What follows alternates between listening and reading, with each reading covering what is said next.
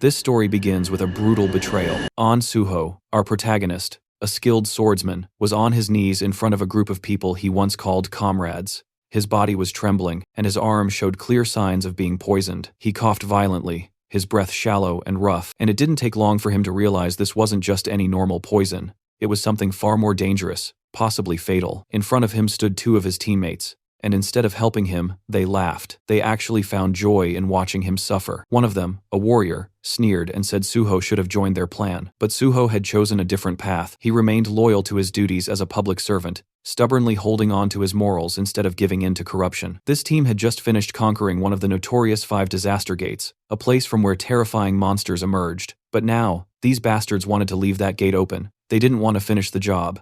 They wanted to make sure the monsters weren't completely wiped out, so they could return again and again. Because as long as the danger remained, so did their jobs, their influence, and their status. If the monsters were gone, the spotlight would fade, and so would their power. Suho remembered all the time he had spent with them, fighting side by side in life-threatening battles, trusting them with his life, and now they stood before him, watching him die without a shred of remorse. They justified their actions by saying Suho was the only one who had opposed the plan. Everyone else was on board. Then the archer stepped forward and casually extended his hand, offering Suho a second chance. He said that if Suho agreed to join their side, they'd let him live. But Suho wasn't a fool. How could he trust people who had just poisoned him and stood back to watch him suffer? Besides, he could already feel it. His body had been pushed beyond its limits.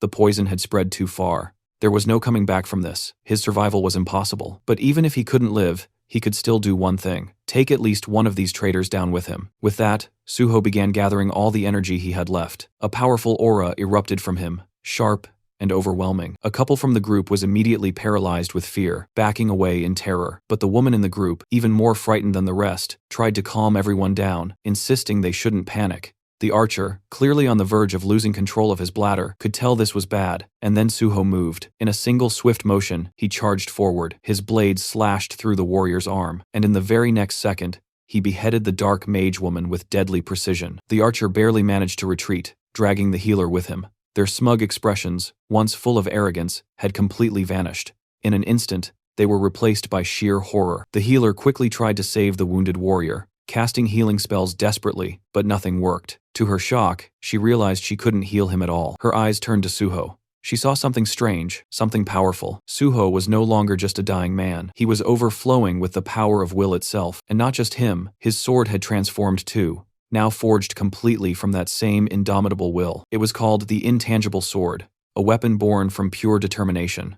But that power came a cost. The energy that had kept him standing finally faded. Suho's strength gave out, and his body collapsed. He stumbled backward, falling off a cliff behind him. He dropped deep into the valleys below, disappearing from their sight, leaving behind nothing but silence. Suho slowly opened his eyes to the sound of chaos around him. There was shouting, sirens, and the distinct sound of people running. He was being carried by a firefighter, but he had no idea what was going on. His head was spinning, disoriented and foggy. Everything felt unreal, like a dream or a nightmare. The firefighter carrying him was rushing toward a designated safe zone, moving quickly through the crowded, panicked streets. Suho couldn't make sense of it first. The last thing he remembered was dying. He knew he had died. So, how was he here? Alive, confused, and being rescued. Then, something clicked. He noticed what was happening around him. A gate had opened, a presummoning gate. It had caused a dungeon outbreak. Monsters were swarming the area. More specifically, goblins. Dozens of them were running through the city, attacking anything in sight. As Suho looked around, he saw a familiar sign lying on the ground nearby. Sindorim Station. That's when it all made sense. His memories were correct. This was the exact station that had once been contaminated during a sudden gate outbreak. He had seen this happen before. Suddenly, out of nowhere, an arrow came flying through the air and struck the firefighter carrying him. The man let out a cry as he collapsed, and both he and Suho fell to the ground. The goblins were getting closer. Despite the pain, the injured firefighter looked at Suho and told him to run. But Suho didn't move. Instead of escaping, his eyes focused on the axe the firefighter had been carrying. Without hesitating, Suho grabbed it, took aim, and hurled it with all his strength at an approaching goblin. The weapon flew through the air and struck the goblin cleanly, taking it down in a single blow. And then, right in that intense moment, something strange appeared in front of Suho. Floating text, just like a digital display. It was a system window. It congratulated him on his awakening. For a second, he just stared at it, stunned. It was exactly like before, exactly as he remembered. The system asked him to choose the class he wanted to pursue. Out of reflex, his finger almost moved to select warrior. It was instinct, but then he paused. No, this time he decided to delay his selection. Suho turned his attention toward the goblins, who were now cackling wildly, their screeches echoing across the battlefield. They looked completely unbothered, laughing like lunatics, as if victory was already theirs. But Suho wasn't amused. Without wasting another second, he launched himself straight into the horde.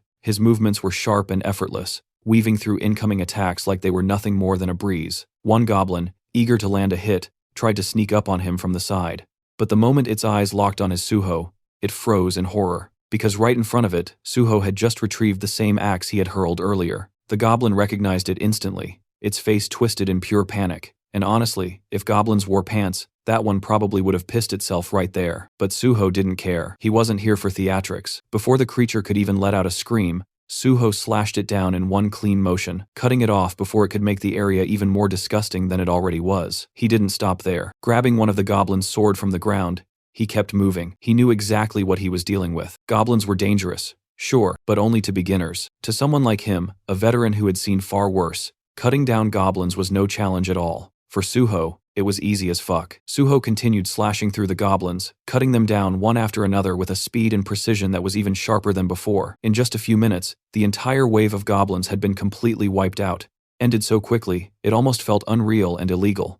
As the dust settled, Suho looked down at the sword in his hands. He realized how easily he had gotten carried away. In that moment, he wasn't calm or calculating. He had acted purely on instinct and emotion. And while that raw power was useful, he knew that during times like these, what he really needed was a cool head. But then again, if he wasn't mistaken, he had been brought back to the past for a reason. This was a second chance, a rare opportunity to start everything over from scratch, and he wasn't going to waste it. Suddenly, several system windows popped up in front of him, congratulating him for mastering multiple swordsmanship skills. But just then, something else caught his attention. The firefighter nearby was staring at him, clearly curious. The way Suho had fought didn't go unnoticed, and the man couldn't help but wonder if this guy is a player. Suho simply gave a slight nod in response and turned his focus back to the system. He had made up his mind about his class selection. He would become a healer. With that decision made, Suho walked up the firefighter and politely asked if he could take a look at his injury. The man looked a bit confused. Just moments ago, he had saved Suho,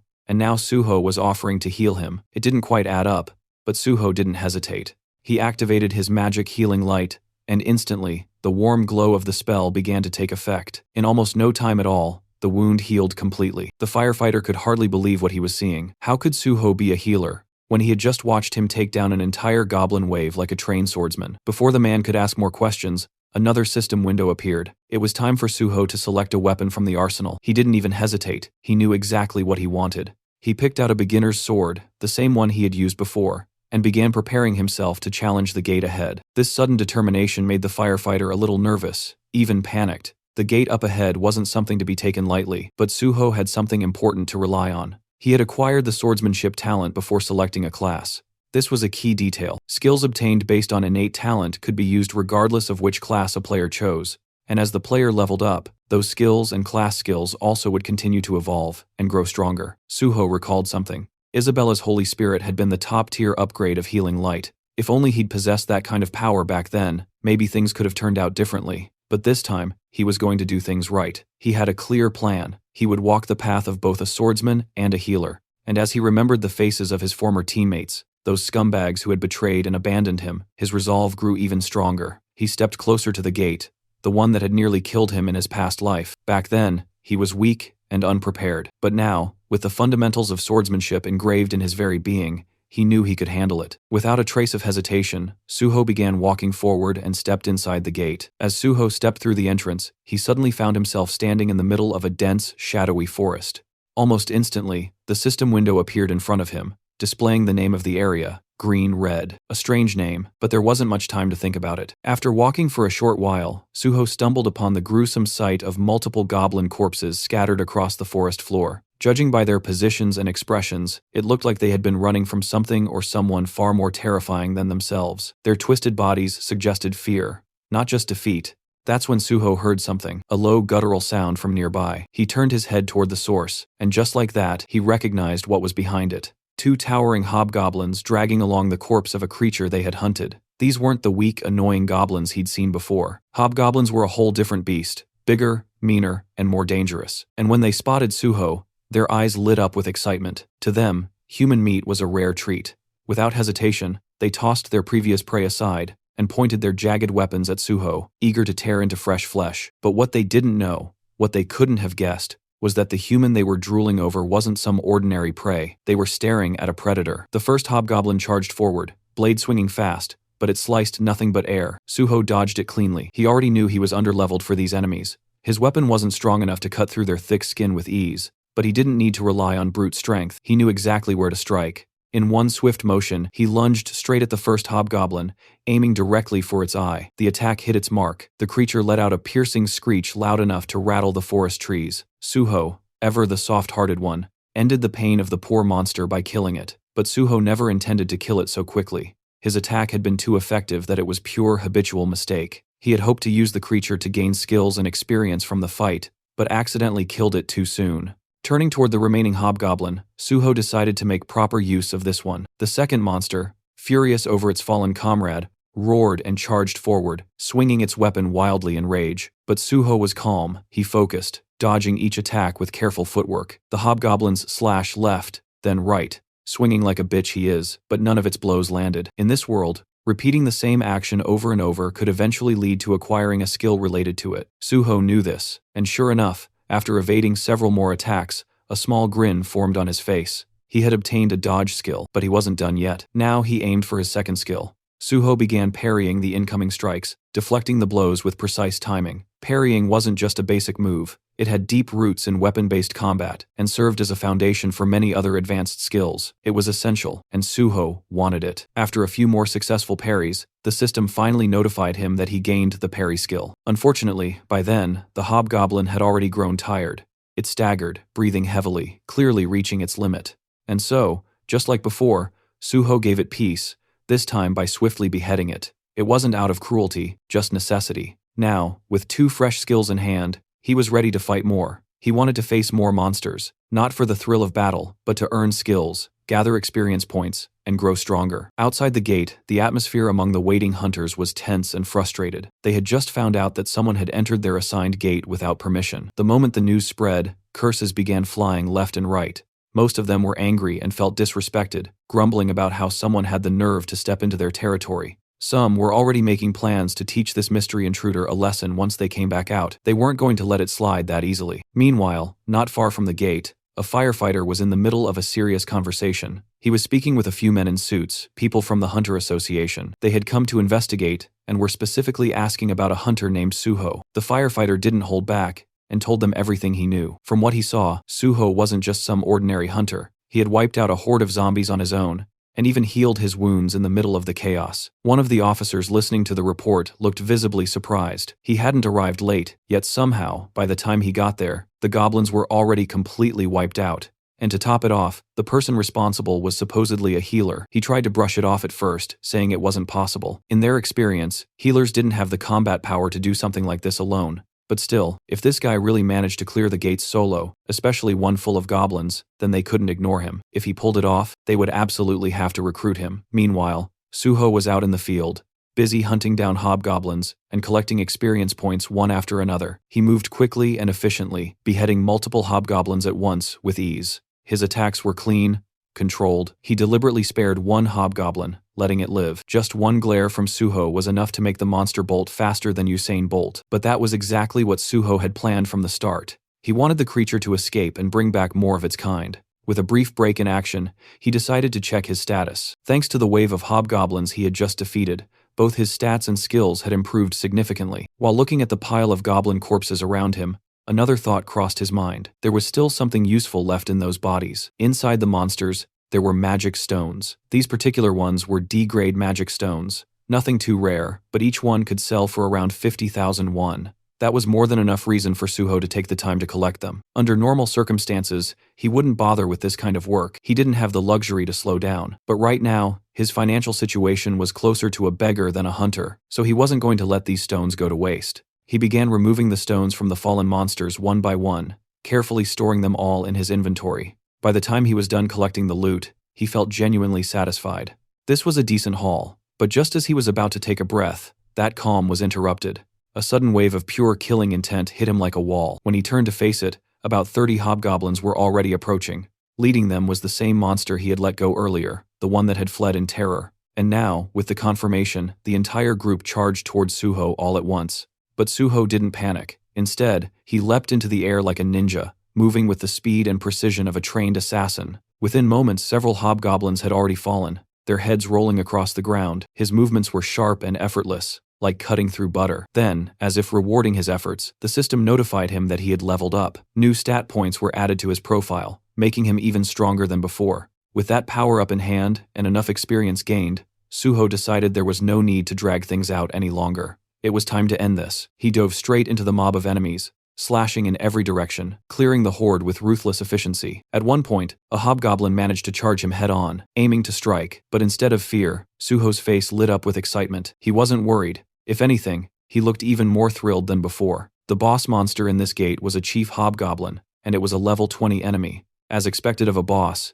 it came charging in first, trying to land an attack, but it failed miserably. Right after that, a group of smaller monsters tried to pull a sneak attack from behind, but Suho, without even turning fully, reacted instantly and cut them down like it was nothing. That's when the boss monster switched tactics and used one of its skills, fear. The fear skill was nasty. It paralyzed the target and pushed them into a state of pure terror. The higher the skill level, the stronger its effect. And since this was a boss monster, that alone was enough of an explanation for how it could use such a powerful mental-type skill, even inside a low-level gate. The real problem was Suho didn't have any gear or skills that could protect his mind or resist mental attacks. At the moment, he had no way to directly counter it. The boss saw this as a chance to finish the fight and charged in to claim victory. But what it didn't know was that Suho wasn't some rookie. He was a veteran hunter who'd been through situations far worse. He knew exactly how to deal with this. Without hesitation, Suho gripped his blade tighter with his left hand and deliberately cut himself. The sharp pain snapped him out of the fear-induced paralysis. The moment his mind cleared, he parried the boss's incoming strike. Then, instead of focusing on the boss right away, Suho made a quick decision. He turned his attention to the smaller monsters first. Within seconds, he moved through the battlefield, slicing down every last one of them. In just a short burst of action, he wiped out all the hobgoblins inside the gate, leaving no enemies behind except the boss itself. Before going back to face the chief hobgoblin, he took a moment to heal the wound on his left arm. Now, with the distractions gone and his body back in shape, it was just him and the boss. One-on-one, no more interruptions.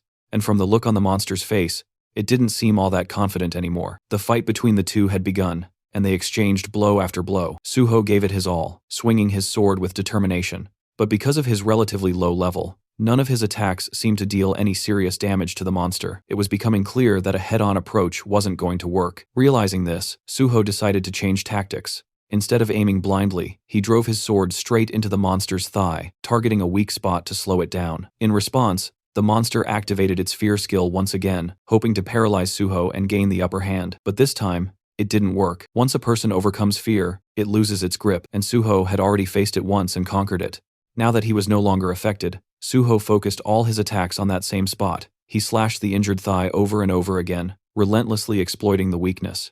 After a few more precise and forceful hits, the boss monster finally collapsed to the ground, barely alive, clearly on the brink of death. But Suho wasn't finished yet. Instead of going for the final blow, he suddenly used his healing light, a skill meant to restore health, and he used it on the monster. The creature, already confused and half dead, was now completely thrown off. It couldn't understand why the human who had nearly killed it was now trying to heal it. Suho, on the other hand, was delighted. He had just realized he could keep the fight going. By repeatedly attacking and healing the monster, he could extend the battle and use it as training. Some time passed in this strange cycle: attack, injure, heal, repeat. And with every round, Suho grew stronger. His skills steadily improved, and eventually he upgraded several of them to A and B ranks. Meanwhile, the boss monster, once proud and terrifying, was now covered in pure fear. It couldn't even bring itself to look at Suho anymore. Now that Suho had learned everything he could from this place, there was nothing left to gain. The monster's role in this trial was finished. It had served its purpose. With a calm expression, Suho ended it all, beheading the monster without hesitation. Just like that, the gate had been conquered. Suho stood victorious. He was declared the MVP of the gate, gaining bonus experience on top of everything else. His level had now reached 10, a significant milestone for any hunter. Even his healing skill, Healing Light, received an upgrade, advancing to E rank. And along with that, he acquired a brand new skill, Cure. It might not seem like much now, But if his skills continued to develop at this pace, it wouldn't be surprising if one day he could neutralize even 10,000 types of poisons. It was only the beginning, but the path ahead was clearly promising. With everything wrapped up, it was time to move on. Suho turned toward the exit of the gate. Outside, the atmosphere was tense. The gate had started to tremble slightly, causing people to whisper and wonder, had the gate been cleared? Then, before anyone could guess further, Suho stepped out. He walked out calmly and confidently, as if the chaos behind him didn't matter.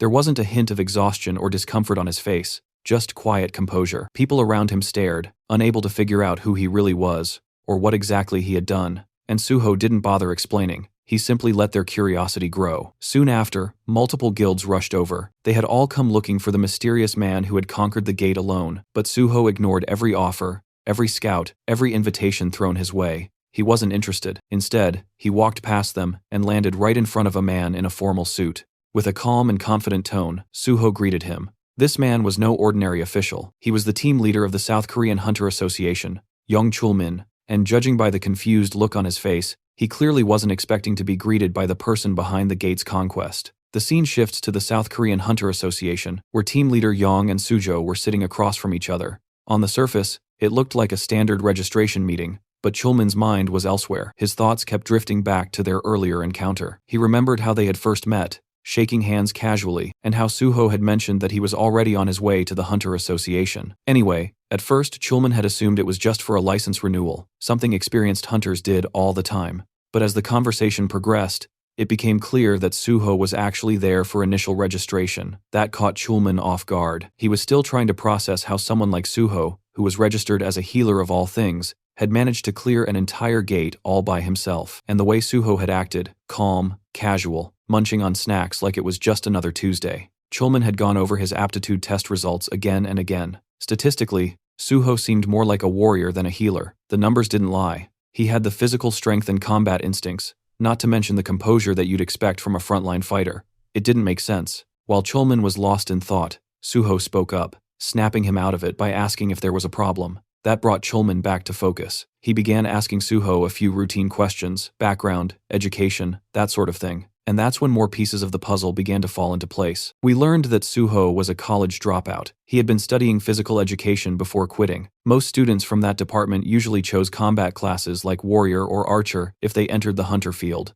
But Suho had gone in a different direction. He had selected the healer class, and the reason he just hated getting hurt. Then he went on to explain what had happened inside the gate. He described the sequence of events in a straightforward, almost detached way. Though he left out one key detail, the fact that it had all been far too easy for him. He simply said he fought to survive, and that was that. But when Suho casually mentioned Chief Hobgoblins, Chulmin stiffened. Something about that didn't sit right with him. Gates that produced Chief Hobgoblins weren't supposed to be easy. So Suho, noticing his discomfort, calmly opened his inventory. In the next moment, he dropped all the loot he had collected from the gate right onto the table. The items hit with a heavy thud, and Chulmin was caught completely off guard. His eyes widened in shock, and for a second, he almost panicked. These were the magic crystals Suho had collected after hunting hobgoblins. The smaller ones were from regular hobgoblins, while the larger, more refined one had come from the hobgoblin chief. Since Suho didn't really know their actual value, he politely asked the team leader if he could help get them processed. Even while trying to stay composed,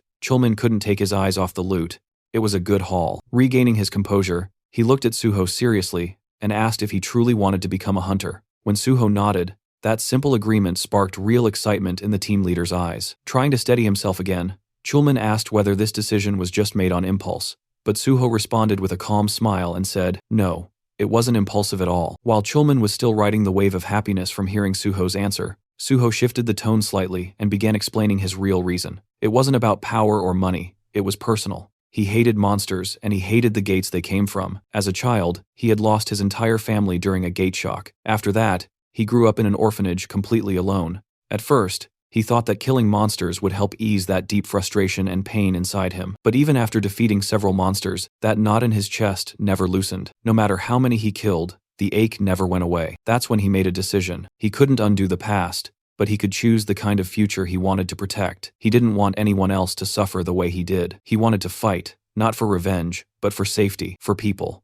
He wanted to be out there on the field, doing real work. And that's why he decided to become a hunter, not for any guild, but for the South Korean Hunter Association. Chulmin was genuinely impressed by this answer, but as someone with experience, he also felt the need to explain the downsides. He told Suho honestly that the pay scale of the Hunter Association was significantly lower compared to what private guilds usually offer. But Suho didn't seem bothered by that at all. As long as he had free access to multiple gates, priority in entering them, and the authority to punish hunters who committed crimes, that was more than enough for him. Chulman could barely believe what he was hearing. You see, even though the Hunter Association technically has gate priority, they often end up auctioning those rights off to private guilds. And the reason is simple. No official wants to put their life on the line for a small government salary. Most people claim they join to help others, but the reality is, they aim for stable, safe positions where they can earn quietly without ever having to step into a gate. That's why so many aim for administrative roles instead of field duty. But in Chulman's eyes, Suho felt different. He wasn't chasing safety or comfort. He was a rare type, a true patriot, who wanted to be out on the front lines protecting people, someone who genuinely believed in civil service. The happiness was so overwhelming that for a moment, Chulman felt lightheaded, but he quickly snapped out of it and got back to the task of handling the magic crystals. Now, to take the official hunter exam, one has to first pass an aptitude test, with both a written and a practical exam. Unfortunately for Suho, this year's registration period had already ended, and the exam was scheduled for tomorrow. But fortunately for Suho, he had brother Chulman on his side. Since Suho had managed to conquer an entire gate by himself, there was a good chance they could pull some strings and get special approval from the higher-ups. That part wasn't a problem. What had concerned Chulman, though, was the written test. Clearing that with only one day of preparation almost impossible for a regular person. But Suho, being Suho, was confident. To him, if you ever get the chance to do something, you take it. No matter the circumstances. The only issue, our boy was practically a beggar at this point. He didn't even have enough money to pay the exam registration fee. So, swallowing his pride, he asked if team leader Chulman could take care of the magic crystals for him. And Chulman, being the dependable guy he is, immediately took the task without a second thought. Right now, the only person Suho could fully rely on was his big brother Chulman, and he was genuinely grateful for that. After some time, they completed all the aptitude tests. Team leader Chulman then sent Suho the money they got from selling the crystals. In the next cut, Suho was munching through Chulman's food stash like he owned the place. Thanks to the magic crystals, he received 3 million won. And on top of that, since he registered as a civil servant hunter, he also got some tax exemption benefits. Still, that wasn't enough for him. He had one more request. He had heard the association had a library, and he wanted to cram a bit for the written test tomorrow. He politely asked if the team leader could allow him access. And of course, Chulman said yes, with a smile. He even personally showed Suho the way to the library, and told him he wouldn't need an employee card to enter. Before parting ways, Chulman wished him the best of luck for the exam. Suho watched him leave, quietly, thinking how kind and reliable his brother still was. Deep down, he knew that one day Chulman would definitely become the president of the association. And with Chulman out of the picture, Suho turned his attention back to the library. His goal was clear: find something tied to his past life. He remembered major events happening, things that shook entire regions, but the details were always hazy. Human minds weren't built to carry memories across lifetimes, and he was no exception. Still, somewhere in this place was the key, a fragment of knowledge or a skill he wanted badly. After poking around a bit more, Suho finally stumbled on something strange. A book, massive, ancient-looking, and so thick it refused to fit on any shelf. Curious, he picked it up. The moment he cracked it open, the system pinged in with a strange message. The book wasn't from this world. It also mentioned that there was a special way to use it, something beyond just reading. And Suho, he already knew what that meant. Without hesitation, he held the book above his head like some RPG character, triggering a hidden quest. For a split second, he felt like a complete clown. Nothing was happening. His arms were getting tired. Frustration bubbled up fast because he was damn sure this was the only way to activate it. Then, just before he could start cursing the book, the system spoke again. The book, Library of Memories, had taken an interest in his story. That's when the magic kicked in. The book shimmered. Reality shifted, and in the blink of an eye, Suho was no longer standing in that dusty room. He now stood before a massive, otherworldly tree, its roots deep in glowing stone, its branches reaching into a sky that wasn't even real, a spiral staircase wrapped around it, leading upward into the unknown. And this is the Library of Memories. It's then revealed that the Library of Memories grants its user the ability to recall everything they've ever seen or heard, including painful or traumatic experiences. Normally, the human brain copes by forgetting, but once this ability is acquired, the user is burdened with flawless memory. The original owner of this skill was the manager of the Hexagon Guild, a former Korean Hunter Association employee. While studying in a library for a career change, she unintentionally gained this ability after using a book as a pillow just because lying face down was uncomfortable. Suho thinks about how lucky she was to stumble upon such a skill, and feels grateful to her for introducing him to it. He even plans to treat her a meal one day. The system window then prompts Suho to donate his own story to the Library of Memories. He considers how powerful the ability truly is. It could help him restore every memory he's ever had, especially since human recollections tend to fade and warp over time. Realizing its value, he decides that obtaining the skill is necessary to retain every detail with precision. A message appears, confirming his story has been accepted. Suddenly, a strong wind whirls around him, and the system announces that the Library of Memories is now accessing and recording his experiences. Suho starts floating in midair, surrounded by radiant texts. As a diagram materializes above the book, another message follows, stating that the Library of Memories has officially opened. It will store everything he's seen and heard, giving him access whenever needed, while also suggesting important information. Suho stares at his hand, sensing that the recording process feels a bit off, likely because this entire space is some kind of illusion. Now that he has the skill, he decides to try it out. He closes his eyes and revisits a previous battle. There, he sees himself severely wounded. The moment floods back with vivid emotions, and he feels the fury rise in him once again, confirming the memory's intense clarity. He sees the ones who betrayed him, people he now recognizes as selfish cowards who had delayed sealing the gate just to save themselves. He swears to never forgive or forget them. His consciousness floats among countless system windows. The memory unsettles him, and he wishes he'd chosen to recall something less painful. Then, out of nowhere, one system window shows a shocking notification. He's being given a chance to become stronger. As the first person to reach the realm of the transcendent, the system announces it's rebooting for player On Suho. He's left speechless as the world around him reverts to normal. A thought crosses his mind. Could it be that the system really sent him back in time? He remembers having once reached the state of unity with the Divine Sword, and obtaining the first SS rank skill. But now, as the first to attain transcendence, he's being given a new opportunity, something no one's ever experienced before. Suho starts to realize that his return to the past might not be just a coincidence. In the next moment, he arrives at a certain place by taxi. As he steps out, he reflects on how meaningful this second chance really is. Now he has an opportunity to prevent the disasters that once struck him and to handle the unpredictable gates that had caused countless casualties. Determined to tackle these gates faster than before, he reminds himself that every second matters. He soon arrives at a huge building nexus. Standing before it, he's impressed by its sheer size and acknowledges that this is the biggest private hunter academy in the country. He also sees it as a place where he can make good money to secure his future. With firm resolve, he heads inside. A cheerful receptionist greets him and asks the reason for his visit. Suho responds that he wants to meet Director Kim Soo. The receptionist, surprised, asks if he has an appointment. Suho says no, but insists it's important. He simply asks her to pass along a message. The solo conqueror of the Syndrome Station pre-catastrophe gate is here. The scene shifts to the director's office,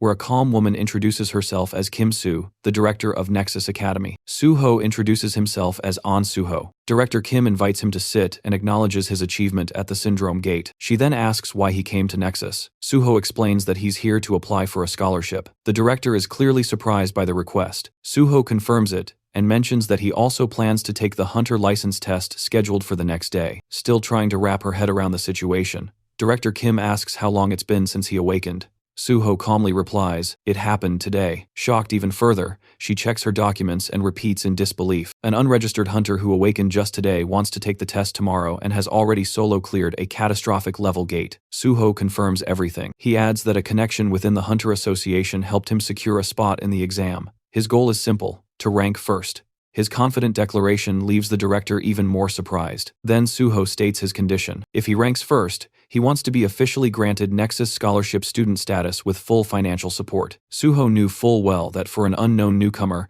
reaching the top wouldn't be easy. But he wasn't some beginner. He was a battle-hardened veteran who had cleared countless gates. Whether anyone else believed him or not didn't matter. That choice was up to them. Director Kim recognized that clearing such a dangerous gate alone was no small feat. Still, she reminded him that the hunter test was a completely different matter, with an average pass rate of less than 20%. Suho made it clear if he didn't get first place, they could ignore him and cancel the scholarship deal entirely. Intrigued, Director Kim asked why he chose Nexus instead of more prestigious academies like Hexagon or Prime. Suho answered bluntly. Despite being the biggest academy, Nexus had hit a rough patch in recent years. It hadn't produced a single top-ranking student, and that had hurt its reputation and admissions. Silently, Director Kim acknowledged the truth. Nexus was in desperate need of success, and no current student had shown any signs of becoming a breakout talent. If Suho really did take first place, Nexus would gain the most from spotlight. His proposal in that sense was perfectly timed. Still, the director couldn't help but wonder what kind of person makes such a bold offer with that much confidence. Curious, she asked how much money he was expecting from the scholarship. Suho responded by asking about the rewards for becoming the top student.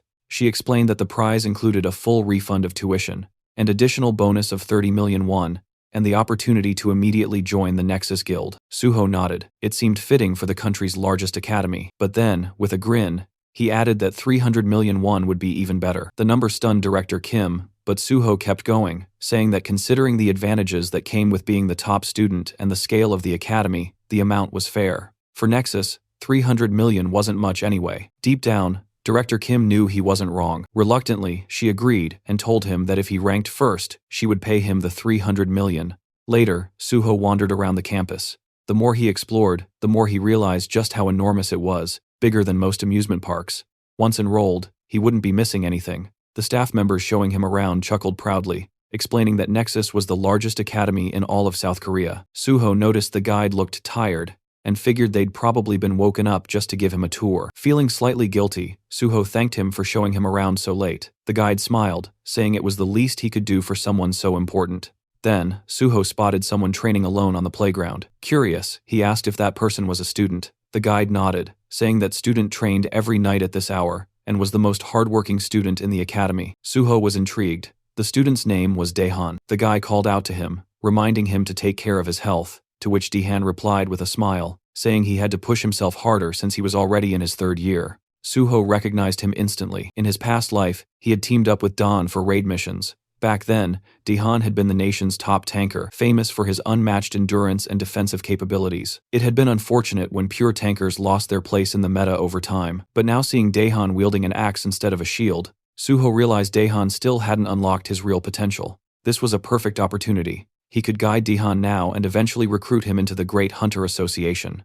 The guide introduced the two of them. After a brief greeting, Suho asked if Daehan intended to use the battle axe as his main weapon. Daehan confirmed it. Suho then asked why he chose that particular weapon. Daehan explained that since he aimed to be a frontline fighter, his instructors had suggested the axe, saying it matched well with his build. The guide chimed in, adding that few weapons could rival the battle axe in sheer destructive force. Suho asked if Daehan had only trained with the axe. Daehan admitted he had. He called himself a slow learner and said trying out multiple weapons felt like a waste of time. It had taken him 2 years just to get somewhat decent with the axe, and even now, he didn't feel particularly skilled with it. Suho silently analyzed the situation and understood the real problem. It wasn't that Daehan lacked effort, but that the axe simply didn't suit him.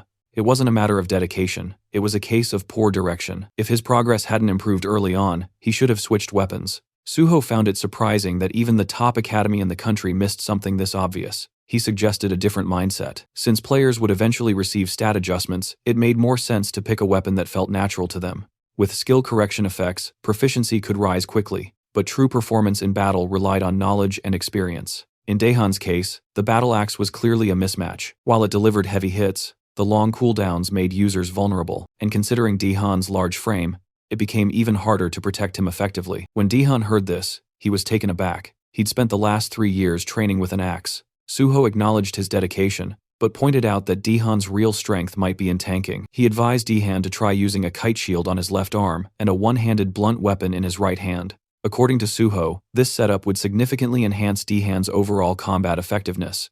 Daehan hesitated. Switching roles right before the exam felt risky, especially since the test was happening the very next day. Suho then asked him to think about what truly forms the backbone of a raid party. While many believed it was the mage, in reality it was always the tank. The tank's job was to draw the enemy's focus and protect the team. To do that properly, a tank needed both a shield and a secondary weapon for crowd control. Suho's reasoning finally clicked with Daehan. Motivated by the insight, he decided to give it a shot. Suho was glad that Daehan didn't let doubt hold him back, and appreciated how quickly he could think and adapt. Suho wished him luck, and Daehan thanked him before heading off. Right after that, the guide explained that Director Kim had asked him to give Suho a tour, which is why he introduced him as a guest. But now the guide was curious. Was Suho actually an instructor? He seemed to know a lot about combat and contracts. Suho clarified that he was an instructor, though internally he realized it probably looked suspicious for someone without a license to know so much. He explained that he was more like a stakeholder. The guy nodded and mentioned he'd just received a call. The contract was ready, and it was time to return to the director's office. Then came a day of the hunter test.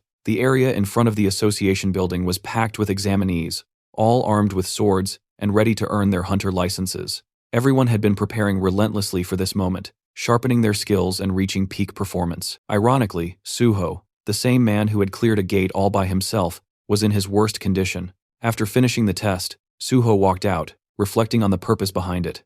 It had been organized because of concerns over possible doping, but in his opinion, those measures didn't mean much. Most cheaters didn't use drugs, they used skill buffs. During the test, one woman in particular, and several others, had shown magic levels no one at level 5 should naturally have. The system then notified Suho that his magic sensing ability was far sharper than most. He had fully mastered the skill of magic detection. Thanks to that, Suho found it easier to notice oddities. Although nothing had been officially reported, he could already tell that many were cheating using buffs. He knew it was time to put an end to this. Looking at Chulman, Suho felt grateful to have at least one honest person around. As he walked in the hall where other candidates were discussing their tests, he couldn't help but feel like he'd unintentionally become a cheater himself. Chulman walked up and asked how the test went. Suho replied that he was confident he'd pass, but then asked why Chulman was there. Chulman explained that he was helping out since the association was always short-staffed. He'd also heard that this written test was the hardest one yet, but Suho's confidence was impressive. Suho responded that he believed he had solved it,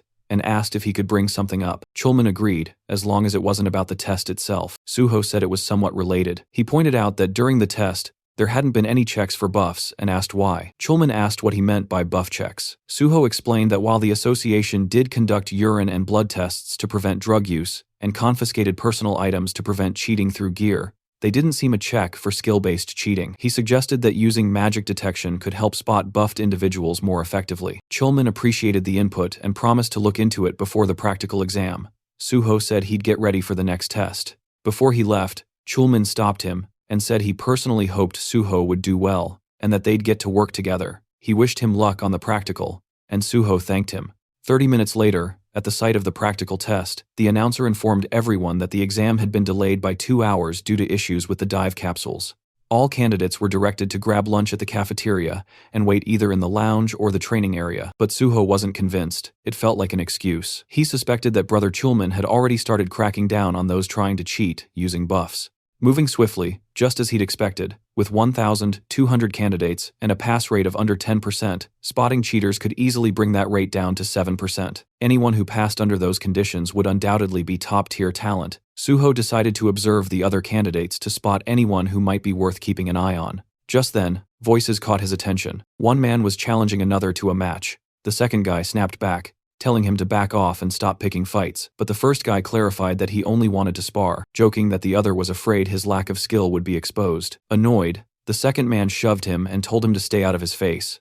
The first man then raised a wooden sword and asked what would happen if he struck first. Before anything could escalate, Suho stepped in and blocked the wooden sword with his own, making the attacker pull back. The second man was stunned and asked Suho if he'd lost his mind, but Suho calmly said he'd handle it and told the man to stay out of it. The guy asked who Suho was. Was he some sort of officer? Suho simply said he was just another test taker, but warned that dealing with someone like this attacker would only cause unnecessary trouble, so it was best to leave it to him. The attacker then questioned why Suho was getting involved. Suho smiled, introduced himself, and offered to be the attacker's sparring partner since he was so eager for one. But the attacker wasn't impressed. He scoffed, saying he wouldn't waste his time sparring with someone weak like Suho.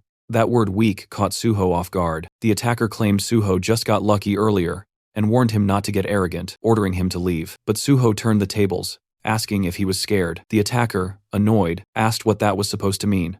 Suho suggested they find out if it really was just luck, hinting that the attacker was too scared to test it. Provoked, the man accepted the challenge, hurling insults and calling Suho just another coward in the crowd. Suho agreed to the spar, but said they should get a supervisor's approval and use the designated sparring arena. With permission granted, both of them stepped into the training arena, drawing attention from nearby students. The referee reminded them they could only use training weapons provided by the association, and warned that the match would be stopped if things got out of control. As the match started, the attacker charged first, swinging his wooden sword. Suho blocked it with ease. The attacker leapt into the air, swinging downward, but Suho dodged effortlessly. Furious and surprised, the attacker threatened to tear Suho apart, but Suho stomped down on the man's wooden sword and taunted him, calling him pathetically weak. The insult pushed the attacker over the edge. This man, Park Yong, was known as a mad swordsman, obsessed with strength, always seeking out skilled opponents to fight. His thirst for power had turned him into a relentless combatant. Suho remembered how skilled Yang had been during their last encounter, and was surprised to see him among the same batch of test takers. He immediately realized that Yang needed to be stopped before repeating past mistakes. Without warning, Suho delivered a powerful kick that sent Yang flying. As he hit the ground, Suho mocked his earlier arrogance. Stunned, Yang questioned how Suho was so strong. Suho calmly warned him that charging in blindly wouldn't work, hinting that Yang had never faced someone as powerful as a level 10 before. Most of his previous opponents probably never got past level 5. Getting back up with a smirk, Yang admitted Suho seemed too calm and announced he'd go all out. Suho welcomed it. Yang unleashed a barrage of strikes, but Suho dodged them effortlessly with just one hand on his sword. The intensity of Yang's attacks had definitely increased, and Suho acknowledged the added weight behind him. Then, Yang went all in, using his signature dragon sword technique. A flash of blinding light erupted as the swords clashed. Yang thought he had finally landed a decisive hit and began to celebrate, but when the light faded, Suho was still standing, completely unharmed. He blocked the attack. Shocked, Yang trembled and demanded an explanation. Suho smirked and said the attack was too slow. In reality, Yang had only managed a basic version of the dragon sword technique. Without a hunter's license, it was impossible to master the real thing. Enraged by the humiliation, Yang charged again, but Suho dodged every attack with ease. At one point, Suho dropped into a crouch, baiting Yang into one last reckless charge. Just as Yang shouted that the match was over, Suho landed a powerful upward strike to his chin, knocking him out cold. Yang hit the ground, defeated and dazed, struggling to understand what had happened. Suho calmly repeated that his attacks were simply too slow. Though Yang was seething, all he could do was lie there, muttering Suho's name under his breath. Watching this, Suho realized that Yang's obsession would now revolve entirely around defeating him, ignoring everyone else in the process. With that distraction taken care of, Suho figured the testing center might finally quiet down. Meanwhile, the supervisor who had been observing everything were left stunned, snapping them out of their daze. Suho casually spoke up, reporting that he'd accidentally knocked out Park Yang and asked them to take care of him. In the next scene, Suho sat inside a room filled with various machines. Looking around, he noticed there were more skilled individuals present than before, probably anti-doping inspectors disguised as technicians. As the room grew noisy, Suho became visibly irritated, clearly wishing they'd all just leave. A technician walked up to him and instructed him to lie down. He then explained how the emergency button worked in case anything fell off during the dive process. Suho confirmed he understood. Once the system powered up, Suho lay down, and cables were attached to both sides of his head. A system window appeared indicating that the Hunter Practical Test program had been activated. As Suho's consciousness connected to the simulation, the dive progress steadily climbed 5%, then 40%, then 77%, until it hit 100%. The connection was successful, and the healer class test scenario began. When Suho opened his eyes, he found himself in a different world. Right away, he could tell this test wasn't going to be easy, especially considering how few people passed the healer exam. In front of him were wounded individuals calling for help, and some were trapped under rubble. One girl in particular was desperately trying to lift a huge stone. As Suho took in the chaotic scene, he silently criticized the Hunter Association for being too ruthless with the scenario. The whole situation already felt traumatic. Before continuing, let's understand the context of the practical test. It's considered the centerpiece of the Hunter exam. The main goal is to evaluate how well a participant fits into their chosen class. Every year, the simulation scenarios change, and the criteria for passing also vary. Typically, these tests involve one-on-one fights or surviving waves of enemies. A participant's score depends on how long they last and how many opponents they defeat. But for healers, it's different. The focus isn't just on how strong their healing powers are. While healing ability matters, the most valued quality is sacrifice. Healers who put their own lives on the line to save others earn higher scores. As monsters began to approach, Suho reflected on the nature of the test. In this scenario, the healer is expected to die protecting the patient. The issue, his own stats were still active. Walking toward the monsters, he spotted a sword on the ground. Looking at it, he realized he'd have to take a serious beating before dying. Unlike the others, he questioned the logic of letting himself be beaten to death. Dying once had already been enough for him.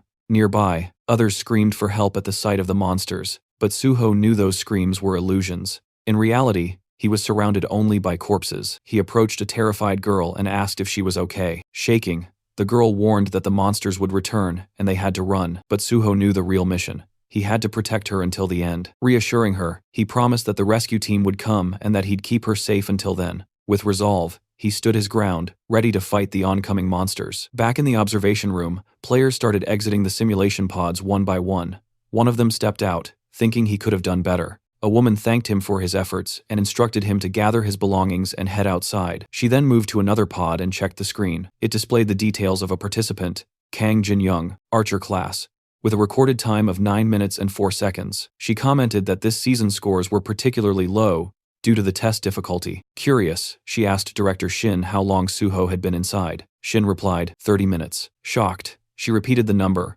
unable to believe it was that long. Rushing over to Suho's machine, she checked the display herself. 30 minutes. Still in disbelief, she asked if Suho was a warrior. Shin corrected her, saying Suho was a healer. Refusing to believe it, she accused him of lying, but Shin pointed to the sword Suho had been holding and urged her to look closely. Together, they reviewed the simulation footage. Watching Suho in action, the woman asked again if he was really a healer. Impressed by his combat ability, she wondered aloud if he might be disqualified for not dying. But Director Shin clarified there was no rule requiring death. The test's real purpose was to protect the patient until the end. She nodded in agreement. Shin explained further. Suho was meeting all the conditions. He never abandoned the patient, fought near her, and continued healing her throughout. He was risking his life to protect her. As long as all conditions were met, disqualification wasn't an option. Hearing that, the woman concluded that the top score for this exam had already been determined. Meanwhile, Suho was still battling inside the simulation. With incredible skill, he sliced through the monsters in a single blow. But even after his victory, Suho felt it wasn't enough. He needed to be faster. As more monsters appeared, he eliminated them one after another, showing unwavering focus. Eventually, he wiped them all out. A system message popped up. Your understanding of the skill footplay is very high. Congratulations, you've mastered footplay. Suho read the message and realized that although this was a simulation since it was based on real-world mechanics, the system could still recognize his physical control. The system acknowledged that he was directly controlling his body, making it possible to master physical skills, that is even here. Though the experience gained was less than in real combat, it was still a great way to train. In addition to swordsmanship, he had picked up various skills and upgraded all basic sword techniques to a rank. There were no experience points or item rewards, but the results were still satisfying. If he could eventually raise all his sword skills to a rank or higher, he might be able to develop a technique like Park Yong's dragon sword technique. Another message appeared. Great achievement. Your understanding of swordsmanship surpasses everyone else's. The system is impressed by your unique style and wishes to register it. Would you like to create a new swordsmanship skill by combining your basic sword techniques and footplay? Suho smiled, finally ready to create his own style. Guardian sword.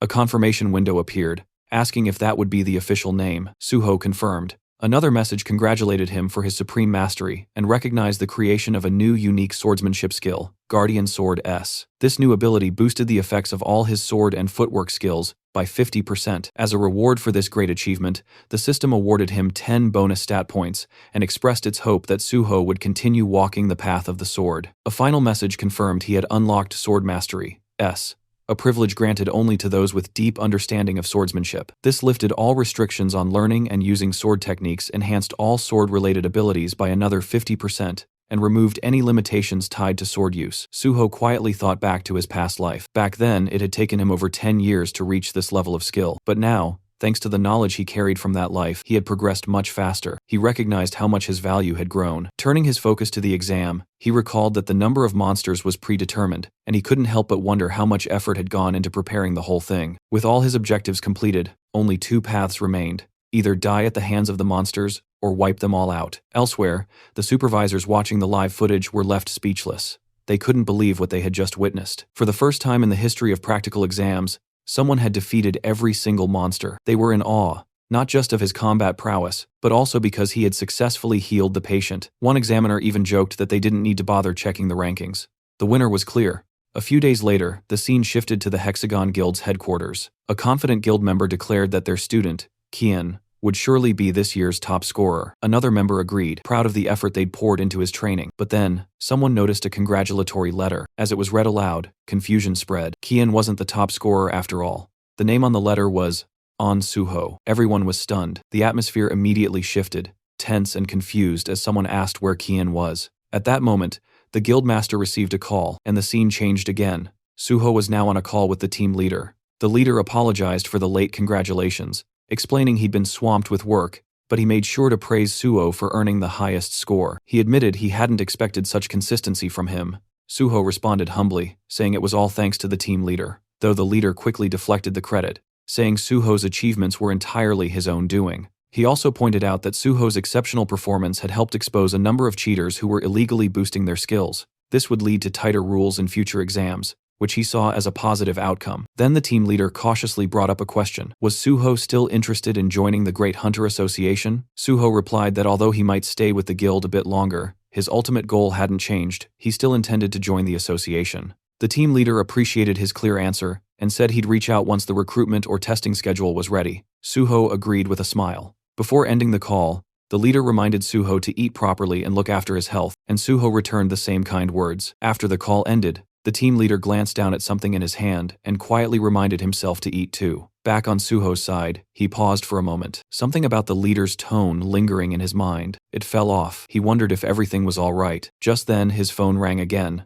Suho checked the caller ID and seemed to know who it was. He answered and introduced himself. The caller was Kim Soo, who congratulated him on his success and confirmed that payment had already been sent according to their agreement. Suho acknowledged her efficiency, praising how professional her large guild was. Then came her proposal. She invited Suho to join the Nexus Guild, promising benefits better than anything other guilds could offer. Curious, Suho asked how far they were willing to go. Kim Soo assured him that she'd do everything possible to match his expectations. As a top student and scholarship recipient, she said adjusting the contract terms would be no problem. She even suggested meeting in person to finalize the deal. Suho, however, politely declined for now, mentioning he had personal plans that day. He promised to review his schedule and get back to Earth soon. Still, he did hint that considering he was a Nexus scholarship recipient, it would be logical to join Nexus over any other guild.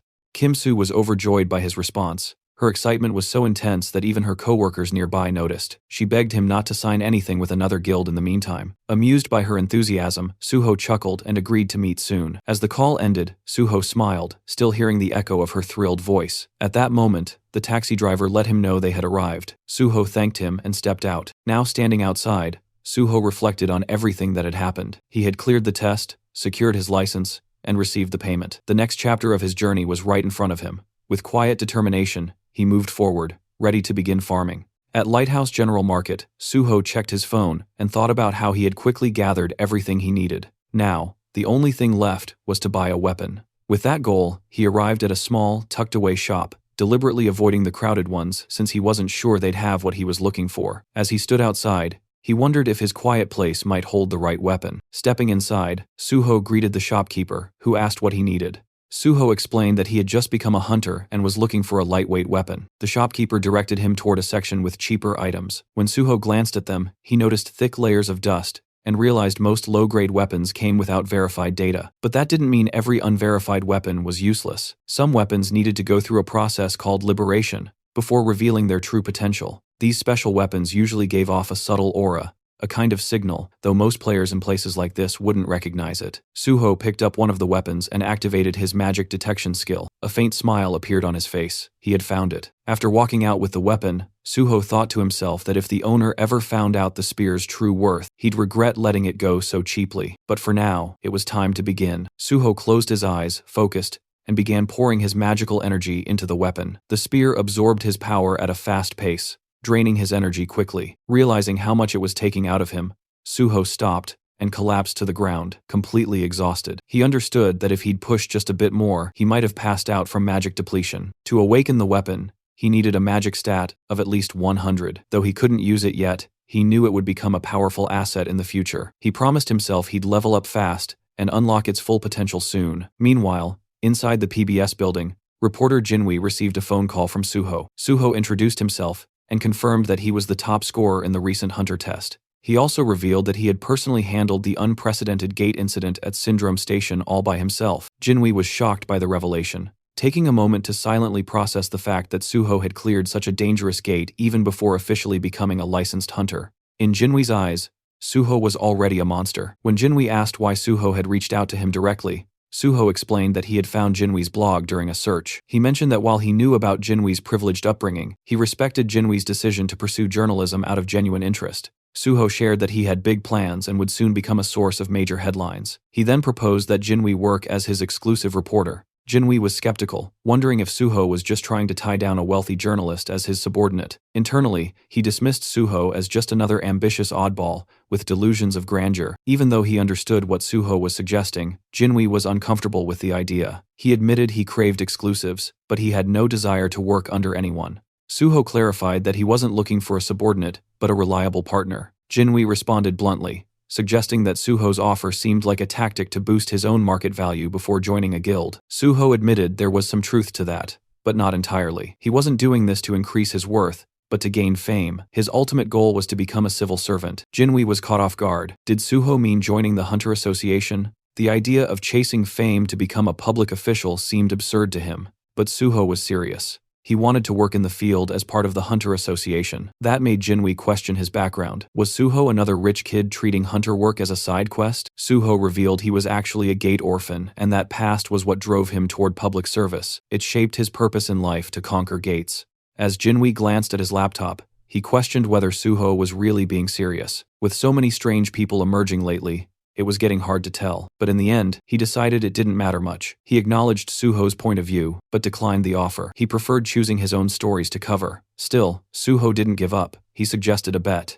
Curious, Jinwei asked what kind. Suho proposed to earn Jinwei's trust by proving himself as a hunter. He announced he would attempt to clear the Tower of Challenge alone that very day. Jinwei was stunned. That tower was infamous. Clearing it was considered impossible even for a full party. Doing it solo sounded downright insane, but Suho was confident that if he pulled it off, it would be enough to convince Jinwei. If he succeeded, he wanted Jinwei to become his personal and exclusive reporter. Suho remembered the Jinwei from his past life, a top-tier broadcaster from PBS, famous for his pride and elite background. He'd gained popularity as a journalist who never took requests. Yet, in Suho's previous life, they had teamed up many times thanks to Jinwei's sharp reporting and rare influence over public opinion. But that same brilliance made him dangerous to others, like a thorn, always in someone's side. Eventually, Jinwei got caught up in political conflicts, was forced into early retirement, and eventually disappeared from the scene. This time, Suho silently vowed to prevent that fate. During the call, Suho made his proposal. If he could conquer the Tower of Challenge solo, Jinwei had to become his personal reporter.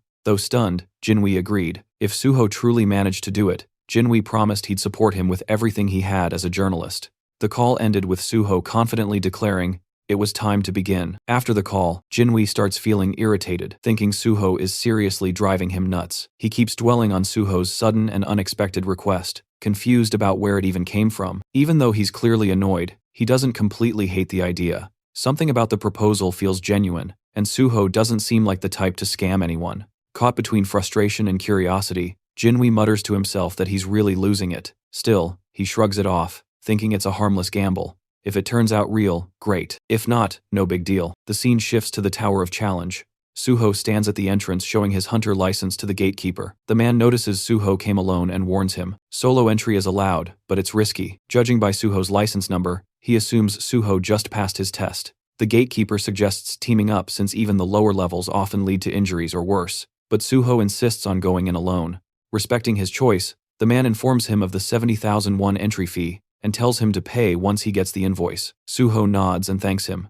As he steps forward, the gatekeeper shouts after him to be careful and retreat if things get too dangerous. Suho simply gives a nod and walks inside. While walking, Suho reflects on the Tower Challenge. It's widely known as a training ground for players below level 20. This public gate is government-maintained and meant to help players grow stronger. Now that his level has been reset, there's no better place to start over. As he pushes the door open and steps in, the system immediately announces his entry. It tells him that he can give up any time, and if he declares withdrawal, he'll be teleported back to the entrance instantly. Suho summons his sword just as the system triggers the beginning of the first floor challenge. A slime monster appears and launches an attack. While fighting, Suho notices the monster's large size and surprising speed, which momentarily catches him off guard. Despite being just a level 1 creature with barely any attack power, its movements are annoying, and getting stuck with it could slow him down. Wanted to finish it quickly, Suho drives his sword through the slime's core, destroying it. But then he realizes something. This slime can multiply. That irritating trait means that when its core splits, it regenerates into several smaller versions. Even though there's a limit to how much they can divide, there's still a threat. This regenerative ability is one reason why most players enter the tower in parties. Monsters usually show up in groups on almost every floor. Not wasting time, Suho begins wiping out the multiplying slimes. He leaps into the air, stabs one mid-jump, and then hurls his sword to take down another. As he falls, a slime swings its tentacle at him. Suho grabs at mid-air, preventing a hard fall, and uses that grip to catapult himself upward with clean and precise strikes. He slashes through the tentacles and clears the rest of the enemies. The system notifies him that he's conquered the first floor, and asks if he wants to move on. Suho looks up, full of resolve. With 48 more floors to go, there's no time to waste. The system then signals the start of the second floor challenge. Suho thinks back to the Tower of Challenge, remembering that in his past life, the highest official record reached was the 48th floor. At present, the record only goes up to the 29th floor, both milestones achieved through party play. Typically, challengers enter the tower in groups, and the number of participants determines the difficulty level. The more people in a party, the less experience each person earns, but it's a safer way to progress. Most hunters aiming for top records form parties of level 20 members. With these thoughts in mind, Suho clears the 18th floor and looks upward, realizing he doesn't need to follow the usual methods. Without hesitation, he accepts the challenge for the 19th floor, activating the next stage. Unlike the earlier levels filled with multiple enemies, this floor has only a single powerful monster. While that makes the opponent stronger, it also means that defeating it alone is enough to pass the stage. As soon as the monster appears, Suho charges in and defeats it with a single sword strike. The system announces the completion of the 19th floor and gives him the option to proceed to the 20th. Instead, Suho decides to pause the challenge and examines the monster's body. He notices something strange. Unlike other defeated monsters that vanish immediately, this one leaves behind a red gain. It's a clear hint from the tower that there's something more to uncover. Suho retrieves an item from the remains, realizing it has a specific purpose, even though it can't be used on its own. Using his magic detection ability, he finds a hidden space linked to the Red Gate. This hidden area turns out to be the subspace fortress of the Fortress King, Jiang Pyong. This subspace is unique because, unlike others created using items, it allows living beings to enter and leave freely. Inside, Suho finds himself in a place that looks like a cave. A glowing object appears, and the system informs him that the fortress's previous owner is dead. Suho is asked if he wants to take ownership. He accepts and grabs the glowing object, which begins to fuse with his body. The system confirms that Suho is now the new master of the subspace fortress, which is no longer just an item. It has become a skill bound to him permanently. The system also explains that the appearance of the fortress will change depending on Suho's magical power. The space begins to shift. What was once a cave transforms into a fully furnished room. Impressed, Suho realizes the space is more sophisticated than he expected. Its size expands with his magical strength, and even adapts to his preferences. He feels relieved that he stopped Jiang Pyong-ho from getting his hands on this power. That man had once used the fortress to store everything from drugs and stolen artifacts to kidnapped people. Remembering the horror of those sleepless nights caused by such crimes fills Suho with disgust. But now, with the fortress in his hands, he knows such darkness won't repeat. By stopping the rise of the Fortress King and gaining a powerful personal base, Suho feels he scored a massive win. With newfound resolve, he gets ready to keep moving forward.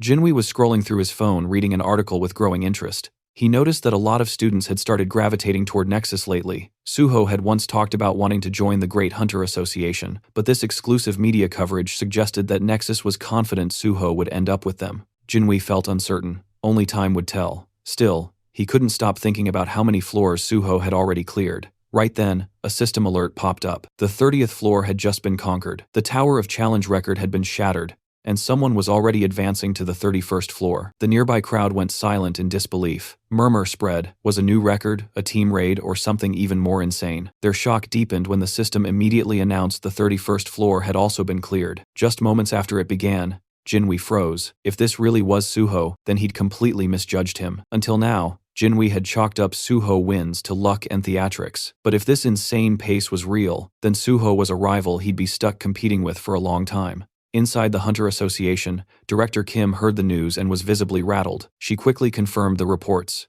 Suho was actually smashing records live. Realizing Suho's value, she decided they had to make an offer, so tempting it couldn't be refused. She ordered her team to alert the president and office manager, then head straight to headquarters. Meanwhile, the system made Chulman rapid rise through the Tower of Challenge was something the world had never seen. If Suho truly wanted to join the association, this was a once-in-a-generation talent. Just then, Chulman's phone rang. It was the vice president of the association. Curious, Chman picked up. The VP asked where he was.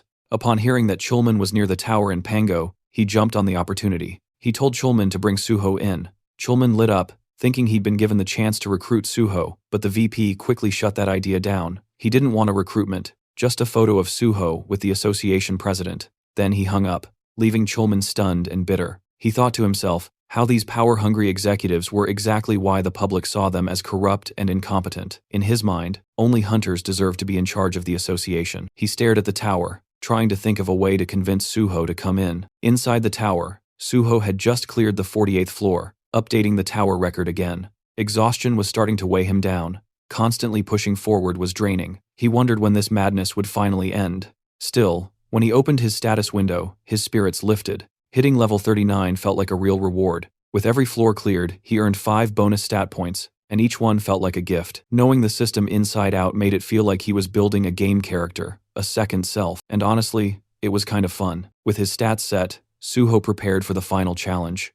The 49th floor had begun. A glowing crystal appeared in front of him, and from it emerged the final boss, a tower dragon, level 49. Suho stared at it, immediately recognizing how broken this thing was. Even without pure blood traits, just being a dragonborn made it absurdly powerful. It made him question if this floor was ever even meant to be beaten, but Suho knew why he was here. He wasn't going to hesitate. Gritting his teeth, sword in hand, he charged at the final boss with full resolve, ready to end this. Suho moved in to confront the dragon, ready to attack. In response, the dragon launched its own assault, forcing Suho to leap into the air to evade it. While airborne, he quickly noticed something important. For a beast of its enormous size, the dragon was shockingly fast. Suddenly, a dark aura leaked from its claws, creating a powerful pulling force that dragged Suho straight toward its jaws. Right before he was sucked in, Suho grabbed the dragon's mouth, hoisted himself over its head, and slammed his sword down with all his strength. The dragon roared furiously and tossed its head so violently that Suho was flung away, forcing him to retreat to safety. As he caught his breath, Suho realized something concerning. His strongest strike hadn't even left a scratch. All he had managed to do was annoy the creature. The dragon then smashed the ground with overwhelming power, sending deep cracks tearing through the floor. Suho ducked behind a large rock, silently grateful for his high stats. Without them, the shockwave would have killed him instantly. He quickly understood that although the dragon's level wasn't unbelievably high, its natural traits made its body absurdly durable. Standard attacks were useless. He needed to target its weak point, the reverse scale. Since this dragon wasn't level 100 yet, it likely couldn't completely hide that scale. After scanning its body, Suho spotted the vulnerable point near its tail. Without wasting a second, he charged in and struck the rock-hard scale with all his might. The dragon howled in agony, and a system notification appeared. The tower dragon had entered a rage after its weakness was hit. Suho left his sword lodged deep in the reverse scale, knowing the fight wouldn't end quickly. Dragging this battle out would only make it more dangerous. He channeled even more power, pushing the blade deeper. Enraged, the dragon unleashed its fear-based ability. Suho's body froze as he slipped into a hallucination state. The system confirmed he had fallen under fear. He tried to cure himself, but the system informed him that such a high-level fear couldn't be removed. Before the dragon could crush him with its tail, Suho opened the entrance to his subspace and vanished inside. He immediately chugged a purification potion. The system confirmed the potion's effects as the hallucinations vanished. Relieved, he reminded himself that only people he allowed could enter this subspace. He had bought the potion casually from the general market, unaware that he would need it so soon. The fight was far more intense than he had expected. Even after removing the fear status once, he wouldn't get immediate resistance, and cure spells were useless. That meant he would have to repeatedly retreat into his subspace and rely on purification potions, something clearly unsustainable. He needed another plan. Searching through his inventory, he briefly considered calling the mad pulverization scholar. Before he could decide, the system notified him that he had learned a basic combination formula from a skill book, and a combination jar appeared. Understanding its significance, he placed 3 unusual items into the jar: the unknown thief's socks, the unknown minstrel's instrument, and the unknown cleaner's broom. The jar began its fusion process. Suho knew that combinations using absolute formulas always succeeded. Many so-called trash items actually held hidden value. The process ended successfully. A rare treasure had been created. First Mumu, a ring formed from a basic level formula. Suho also gained 10 bonus stat points for creating a first-ever item. He understood that first-time items were usually S grade or above, and this one was S+ because it was a growth-type item. He equipped the ring, and the system instantly bound it to him. Suho remembered that in his previous life, he had missed the chance to obtain first Mumu because the mad pulverization scholar discovered it first and made the recipe public. This time, Suho had claimed it for himself. With the extra stats, he opened his status window and added 4 points to his magic stat, raising it to 100. The system congratulated him. His magic stat had turned red, an achievement he had never reached before level 50. Earlier, he had thought purple status would take forever, but now, it felt fully achievable. Purple required 700 points. Still a long journey, but he was confident he could reach it. After finishing his stat allocation, Suho summoned his familiar old spear and began infusing it with magic. The weapon absorbed power at an incredible rate. Once the required amount was reached, The system acknowledged the successful awakening. The spear had transformed, it was now the Shadow Spear. Round 2 was about to begin. The system revealed the weapon's origins. It was one of the Shadow Lord's treasures, forged from the bones of a shadow beast, and it had acknowledged Suho as its first awakener. The spear could now be summoned from his shadow, and regenerated using magic and shadow energy. Suho understood the weapon's value immediately. Just as Zhang Pyong had the subspace fortress, the Shadow Lord, a monarch-level being, had wielded this spear. If that entity existed within the gate, Suho was now holding its signature weapon. He felt relieved he had secured it before anyone dangerous could claim it. Time to test it. He summoned the spear again, appreciating its convenience. Since he couldn't attack from within his subspace fortress, he would need to step out and hit the reverse scale while the dragon slept. Suho exited the subspace and climbed to a rocky ledge overlooking the beast. Raising the shadow spear, he hurled it straight into the stone embedded in the dragon's tail. The spear pierced through, and the dragon writhed in pain. Suho jumped down as the system announced the dragon had entered another enraged state. It unleashed dragon fear, but Suho instantly retreated back into subspace, avoiding all status effects. His hit-and-run tactics continued.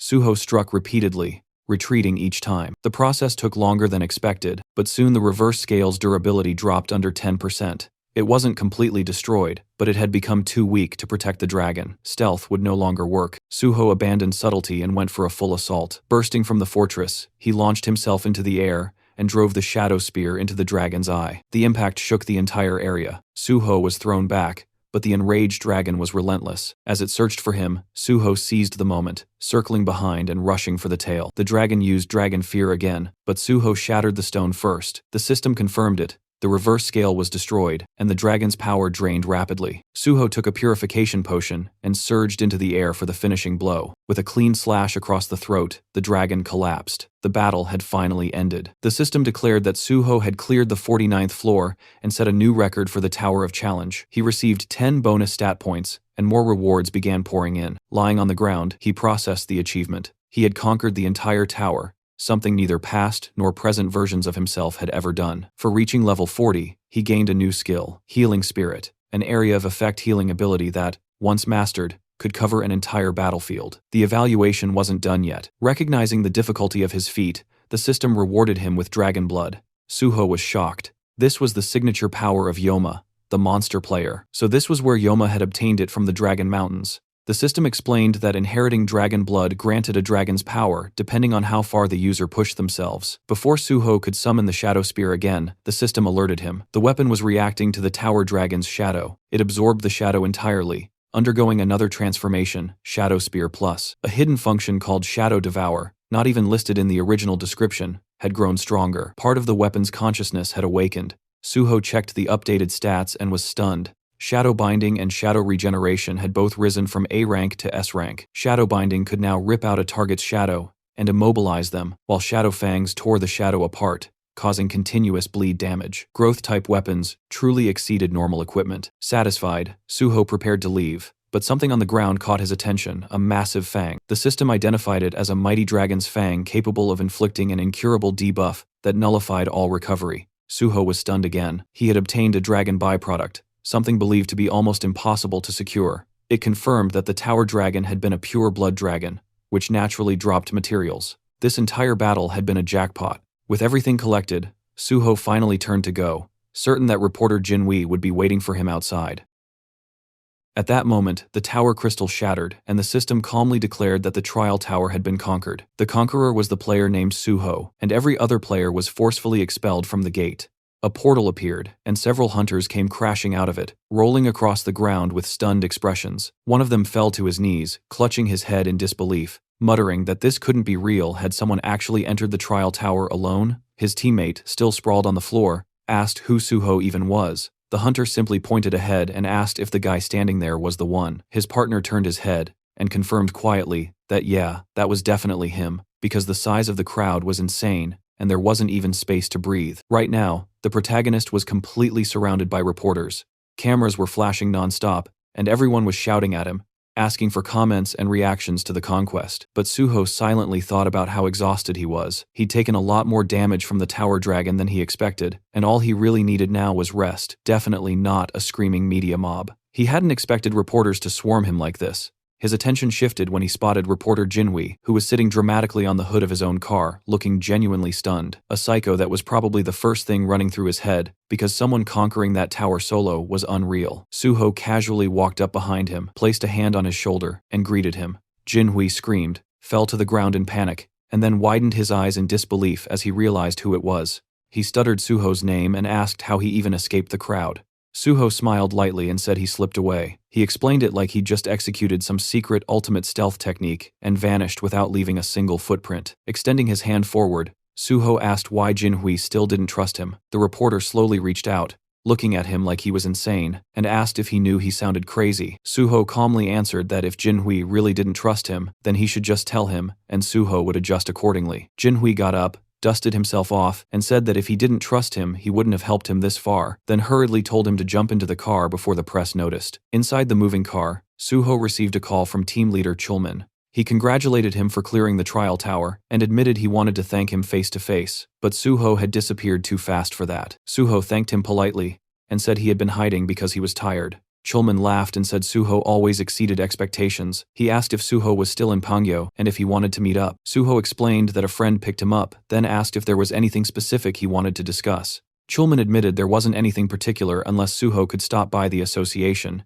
if he wasn't too exhausted. Suho paused and repeated the word, "The association?" Chulman confirmed it. He explained this was an unprecedented event. Everyone believed the trial tower was impossible to clear, and it had been functioning as a public gate. Considering the scale, they needed an investigation. Suho responded that he didn't remember investigations being conducted when large guilds cleared difficult gates. If there was information they needed, couldn't they just request it? After a quiet second, Chulman agreed and wished him good rest. Suho thanked him and ended the call. He leaned back and thought to himself, without a doubt, the chairman or the vice chair wanted him there, probably for photos and PR. He respected Chulman, but he had zero interest in doing anything for the higher-ups. If he let them drag him into bureaucracy now, he'd definitely get stuck in trouble. He planned to dodge it until he officially joined the Hunter Association. Jinhui glanced at him while driving and asked if he could ask something. Suho nodded and told him to go ahead. Jinhui said that with Suho's abilities, couldn't he go anywhere, especially government positions? Suho smiled. The government paid well, and no matter how strong private guilds pretended to be,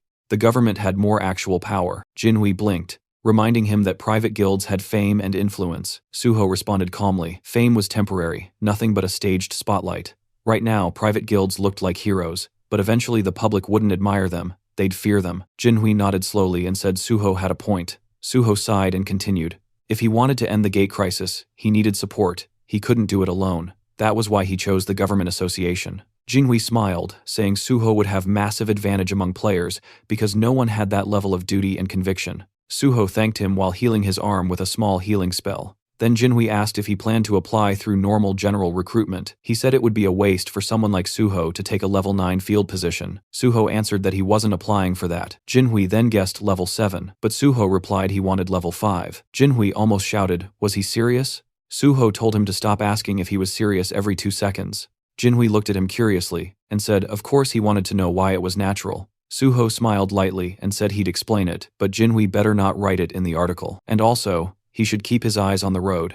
After some time telling the story, reporter Jinhui was stunned by Suho's plan and said it was a great idea, and the protagonist calmly replied that yes, it was, but it must not appear in the article yet, because he wanted to officially announce it through him later, and when that time came, it would naturally shake everything, which meant Jinhui would have exclusive access before anyone else in the company. Jinhui stared at him and asked if Suho was planning to squeeze every drop of benefit out of him, and Suho simply replied that if he's friends with a reporter he should obviously use that fact to his advantage.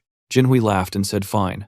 Suho could use him as much as he wanted, then suddenly asked if Suho wanted to go home now since his personal information was already leaked, and there were probably countless people waiting near his house. The protagonist smiled and casually answered that he would just disappear again the same way he did at the tower. But Jinhui hesitated and asked if maybe Suho should just stay with him for now, explaining that he lived alone in a big house. The guest room was beautifully furnished, and the security was tight enough that nobody could break in. Suho paused for a moment and asked where exactly he lived, and Jinhui answered proudly that his home was in Kaiser Cheongdam, and Suho couldn't help thinking with genuine surprise that those were premium luxury apartments worth hundreds of billions.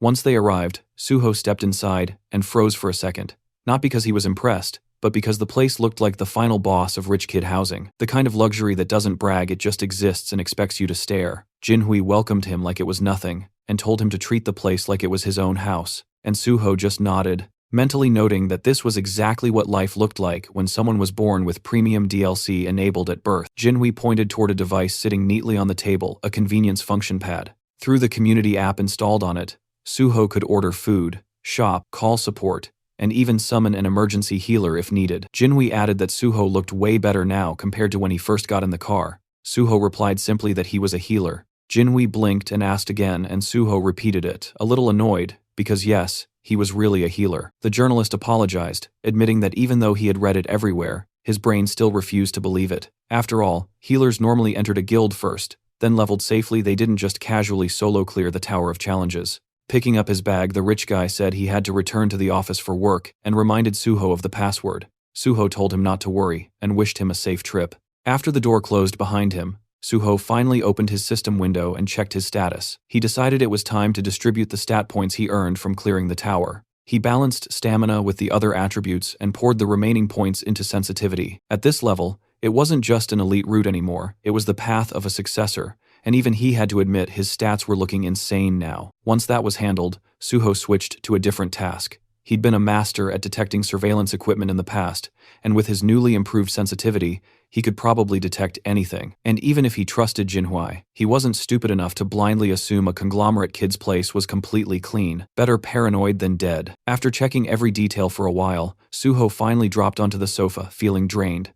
The house was huge, way bigger than most subspace-grade houses he'd seen before. Honestly, finding hidden cameras felt harder than slaying that dragon earlier. With no devices detected, he finally let himself relax, but his phone wouldn't stop buzzing. Notification after notification kept flooding in. When he checked, Suho realized his personal information had been leaked. Someone had exposed his number and the messages just wouldn't stop. Accepting the situation, he decided he needed a new phone and a new number. Remembering the community app Jinhui mentioned, Suho tried using it, and to his surprise, it was extremely efficient. He transferred important things to the new device and designated it for private use. Even though the messages kept flooding his old phone, he planned to switch numbers soon. He glanced at the time, a little past 5 p.m. He figured he had time for a short break before heading out again. Meanwhile, somewhere else that night, inside a quiet building, a mysterious gate appeared. Several masked individuals stepped through it. They scanned the area carefully. No witnesses, no surveillance, nothing. Then they opened the bags they carried and began placing bombs with practiced precision. And while they were still in the middle of setting everything up, Suho appeared behind them calmly, as if he walked in on a casual meeting instead of a terrorist operation. He said bombing public buildings wasn't exactly a great idea. The masked group froze instantly, confused because this building was supposed to be empty today. Suho agreed that normally, yes, but he came because he expected something like this. Panic erupted. One man yelled for everyone to retreat and scrambled toward the gate. A girl in the group stumbled and fell to the floor. Her teammates hesitated, asking if she tripped. One tried to lift her, but she wouldn't budge. Another insisted they hurry and pull her through, but the girl's legs stayed rooted to the floor.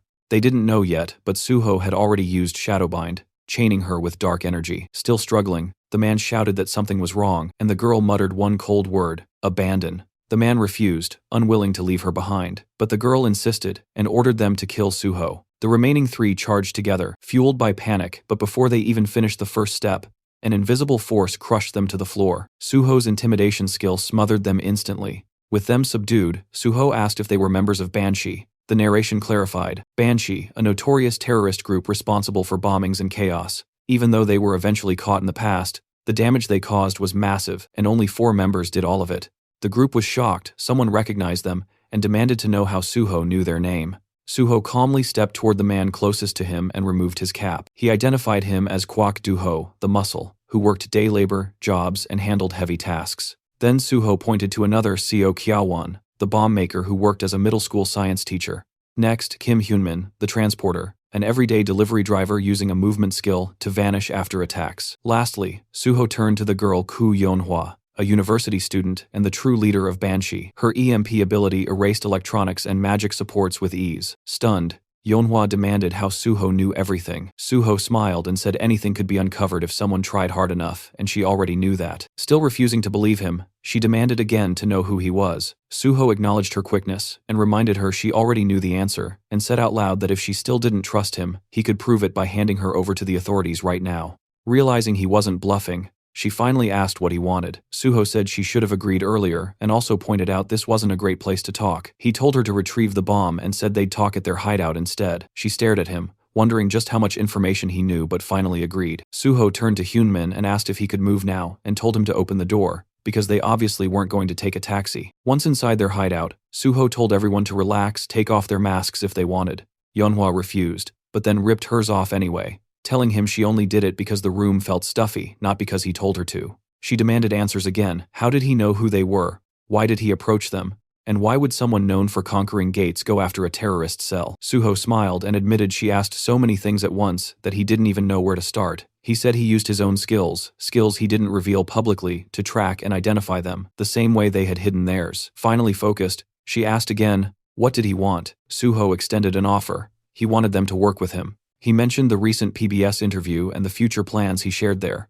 Yeonhwa assumed he meant joining the Hunter Association. Suho confirmed, and before she spiraled, he clarified he wasn't handing them over for forced recruitment. He explained he would take the level 5 exam, then move through 1 or 2 positions, and eventually join the Special Forces Division. Yeonhwa looked stunned, and Suho told her not to make that face. He knew they hated the Special Forces, which was why their bombings targeted related sites. He understood because he had the same reason. Suho revealed the truth. He was a gate orphan. He used to think it was coincidence until he later learned the disaster had been manufactured on purpose. After every cleared gate, that land became premium real estate. The government knew a gate shock was coming and let it happen anyway for profit. There were development projects behind it, and Suho already knew who was responsible. So his goal was simple: become the head of the Special Forces and make those responsible pay. He explained the Special Forces held the highest authority in the association, influenced other government offices, and could prosecute hunters. He offered revenge, but in a strategic and lawful path, not reckless terrorism. But Yeonhwa still pointed out there was no guarantee Suho would pass the level 5 test.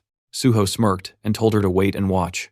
And with one last warning that another attack would mean he would personally hand them to the government, he finished the conversation. Inside, Suho knew they must be beyond shocked. In his past life, Banshee had remained an untouchable ghost. During interrogation, he realized they were people like him, victims twisted by revenge into villains. If someone had guided them sooner, maybe things wouldn't have spiraled. So this time, before they crossed the line entirely, Suho planned to redirect them. No matter how long it took, he was certain Yeonhwa would accept. His offer was too tempting, and his competence was undeniable. He told them to think carefully and make a wise choice. The scene shifted to the South Korean Hunter Association, where the vice president was already in a sour mood, lecturing team leader Yang Chulman for failing what he called a simple task, and reminding him that even the president cleared his entire schedule just to meet An Suho. Though he let it slide for now, he made it very clear that if the same mistake happened again, there would be consequences.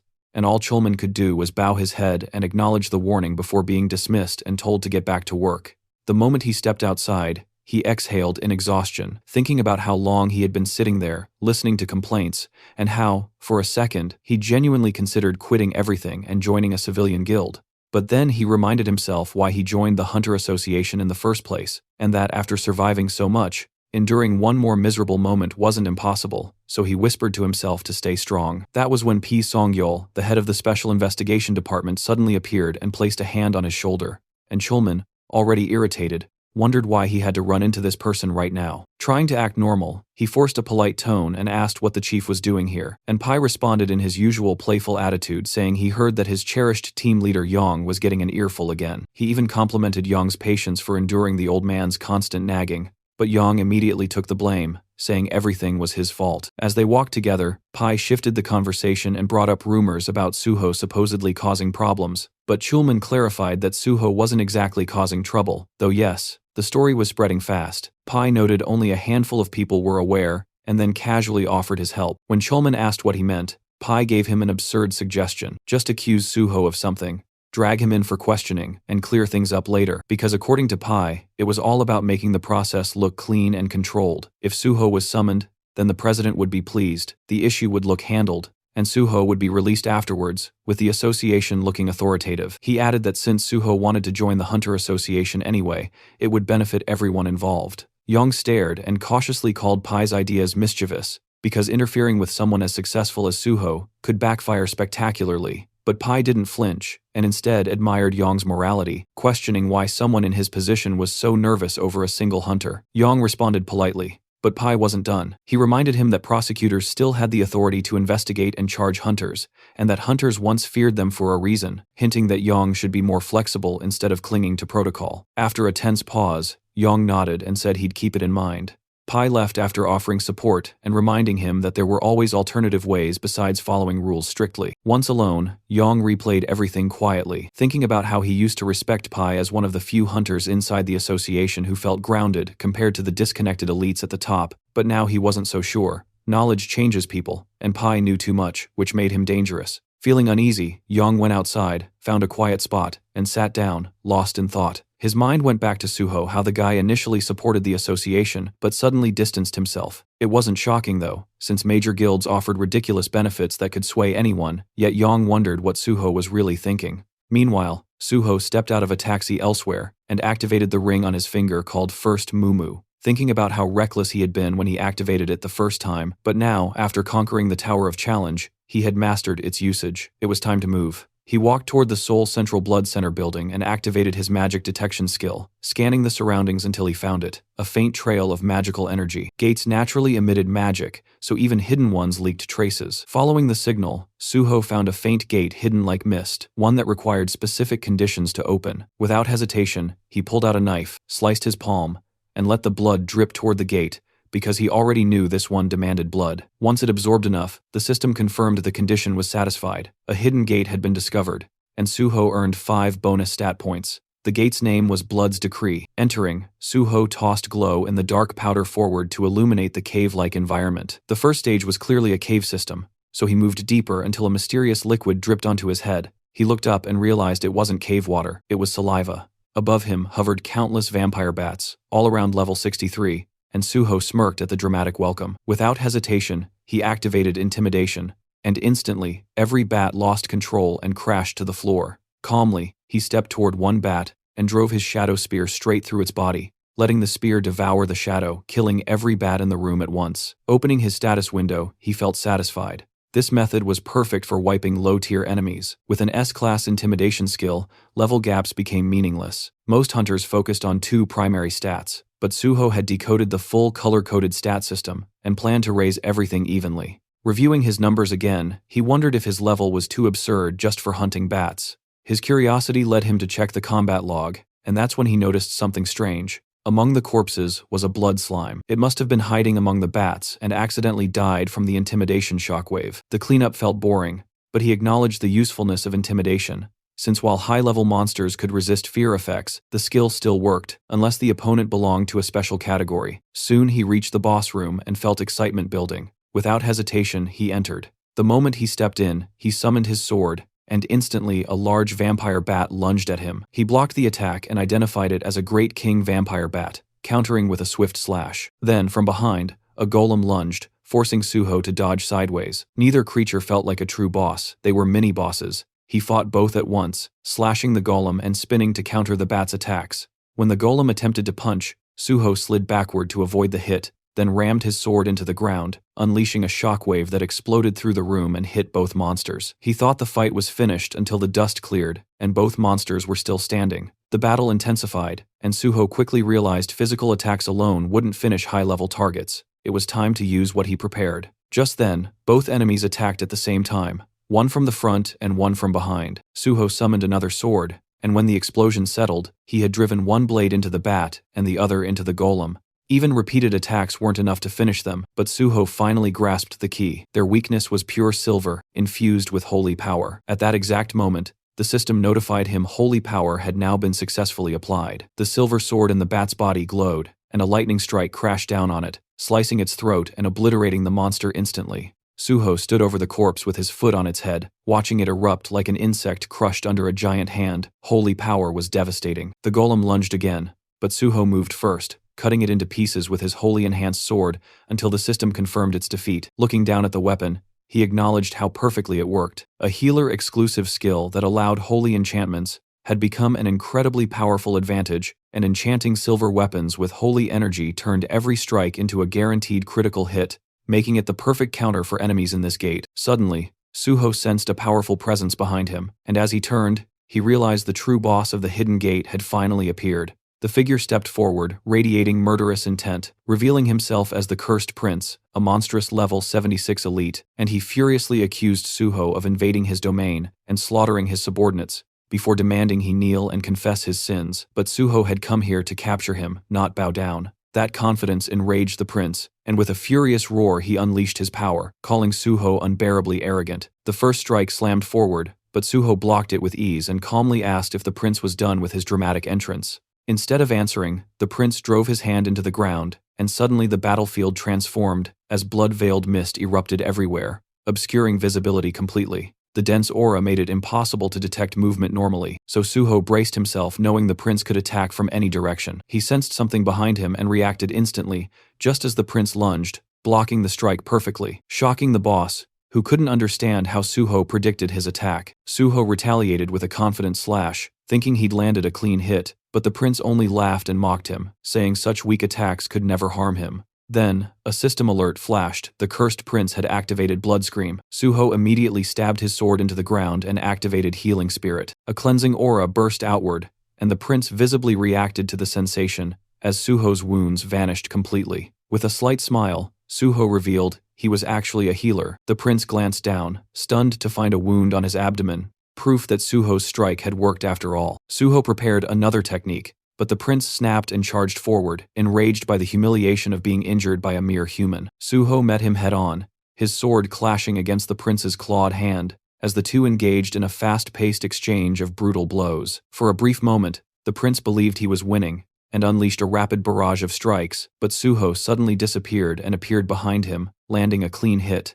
Blood poured from the prince's mouth as he stumbled backward, and Suho immediately rushed in to continue the assault. Refusing to retreat, the prince activated more power and charged directly back, and the two collided with massive force, sending shockwaves across the battlefield. When they landed, the scene changed instantly. The Cursed Prince's head separated from his body and rolled across the ground. Suho approached casually and crouched next to the severed head, mocking how easy the win was until the head suddenly lunged forward and bit his hand. The still-living prince cursed Suho inside his mind, demanding his blood, and promising to enslave him. With pure disgust, Suho ripped the head off and threw it aside, thinking the prince was basically a mosquito biting without warning. Then the system announced the start of kin conversion. Suho collapsed to the ground as blood rapidly drained from his body, dizziness and a pounding headache overwhelming him, while a violent thirst clawed at his throat. Inside his mind, the prince declared it was already too late, but Suho told him to shut up, refusing to listen. As the conversion continued, Suho reminded himself that to gain the vampire trait, synchronization had to reach a certain threshold, and once it did, he needed to purify the infection instantly with holy water. When kin conversion hit 50%, Suho believed he was close to acquiring the trait, and reached for the bottle only for it to suddenly shatter. The prince laughed, saying this was his domain and nothing Suho did would matter now. Suho realized the prince had been far more cautious than expected. The corridor that had been destroyed was now restored, and even the prince's body was missing. Everything had been reset for the next phase. Still refusing to give in, Suho tried to plan another move, but the system warned his blood was now beginning to corrupt. The prince, confident, declared there was no escape, but Suho revealed he still had one final card. The system immediately responded. All conditions to unlock the second power of dragon blood had been fulfilled. He had reached level 50, and survived a mentally and physically life-threatening situation. A new notification appeared. Dragon armor available. Suho smirked, realizing he had triggered it just in time. Kin conversion stopped on the spot, and the system confirmed again that all conditions for unlocking the second stage of dragon blood had been met. Dragon armor activated. He now possessed Dragon's Endowment and Dragon Skin, granted through the armor. The moment the Dragon's Endowment effect activated, further assimilation was blocked, and purification began. The corrupted blood inside him converted into pure blood and was absorbed into his system,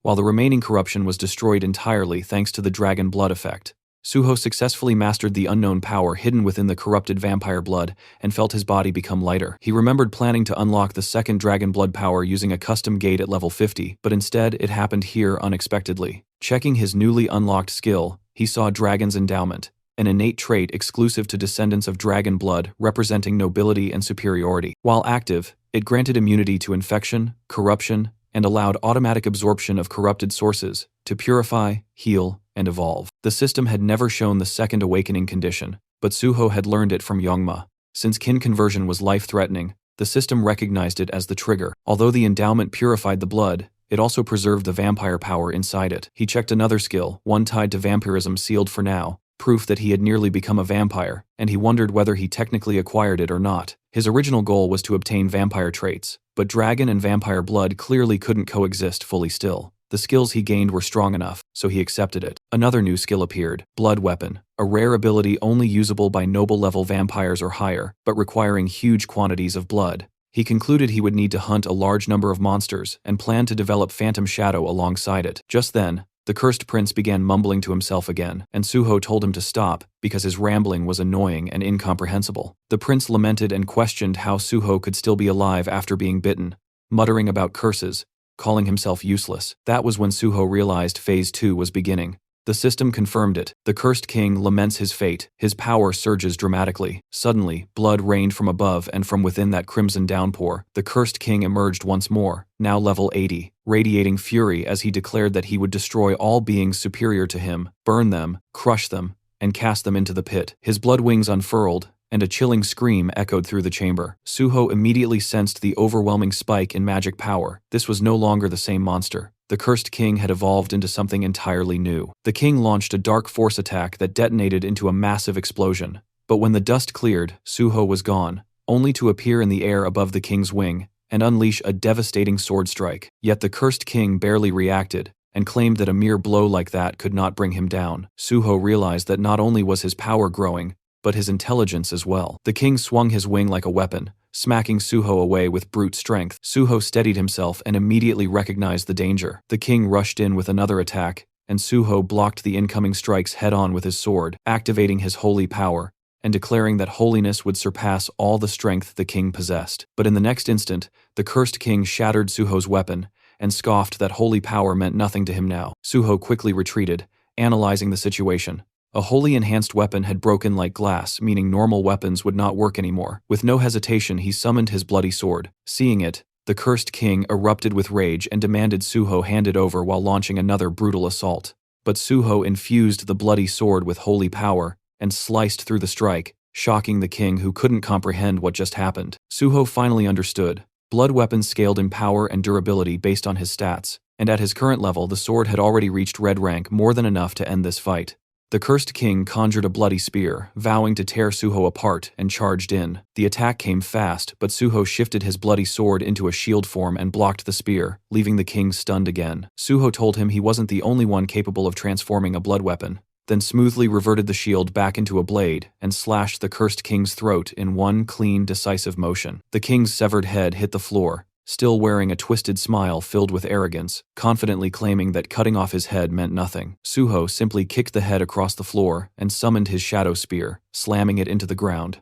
Immediately, chains erupted and wrapped violently around the severed head shadowbind, locking it in place. Suho knew he needed to finish this before the monster caused more problems. The system notified him that vampire blood had been activated, and the blood absorbed was now stored within the blood jade. While the cursed king screamed at Suho to remove his hands, Suho examined the blood jade carefully. It was the first time he'd seen it in person, and it already held a massive amount of collected blood. According to the Blood Monarch, the blood jade could only be seen by its owner. The Blood Monarch himself had once been a normal healer, working at the Central Blood Institute, until fate dragged him into the Hidden Gate Blood's decree. He reached the boss room but failed to defeat the cursed king, and was bitten, turning into a vampire. Normally that would mean death, since once bitten, the victim becomes a monster, and the gate permanently seals. But the Blood Monarch resisted the curse using his healing abilities, and neutralized the kin conversion. At that moment, new vampire skills awakened, and reshaped his entire stat system. With newfound power, he defeated the cursed king, conquered the gate, and became known as the Blood Monarch, a global villain feared worldwide. Eventually, Suho caught him, and extracted all the critical information about kin conversion, blood weapons, and vampire blood. But even now, the cursed king raged, promising revenge and refusing to accept humiliation. Suho welcomed it, daring him to try. Then the system activated. The phantom shadow resonated with the cursed king's shadow, and absorbed it fully until not even a trace remained. With that, Suho acknowledged that Blood's decree had finally been cleared. The system confirmed the Hidden Gate's conquest and declared Suho the MVP. An exit gate formed before him. As he prepared to leave, Suho reflected on everything. Once again, he was reminded of the overwhelming reality of dragon power. No matter how terrifying kin conversion seemed, it was insignificant next to dragon blood. Still, He was annoyed that the vampire managed to escape. Then the system announced a special reward. After analyzing Suho's talents, it granted him a skill perfectly suited for him and awarded 10 bonus stats for his achievement. The new skill, New Blood. Suho had never heard of it. As he scrolled through the system window, he realized its value. It was an absolute jackpot for his future. Not only that, he had also obtained an S-rank original vampire skill, something even the Blood Monarch never possessed since his vampire traits were only A+ rank, and none were labeled royal or original. Suho concluded that this must be due to the unique effect of New Blood.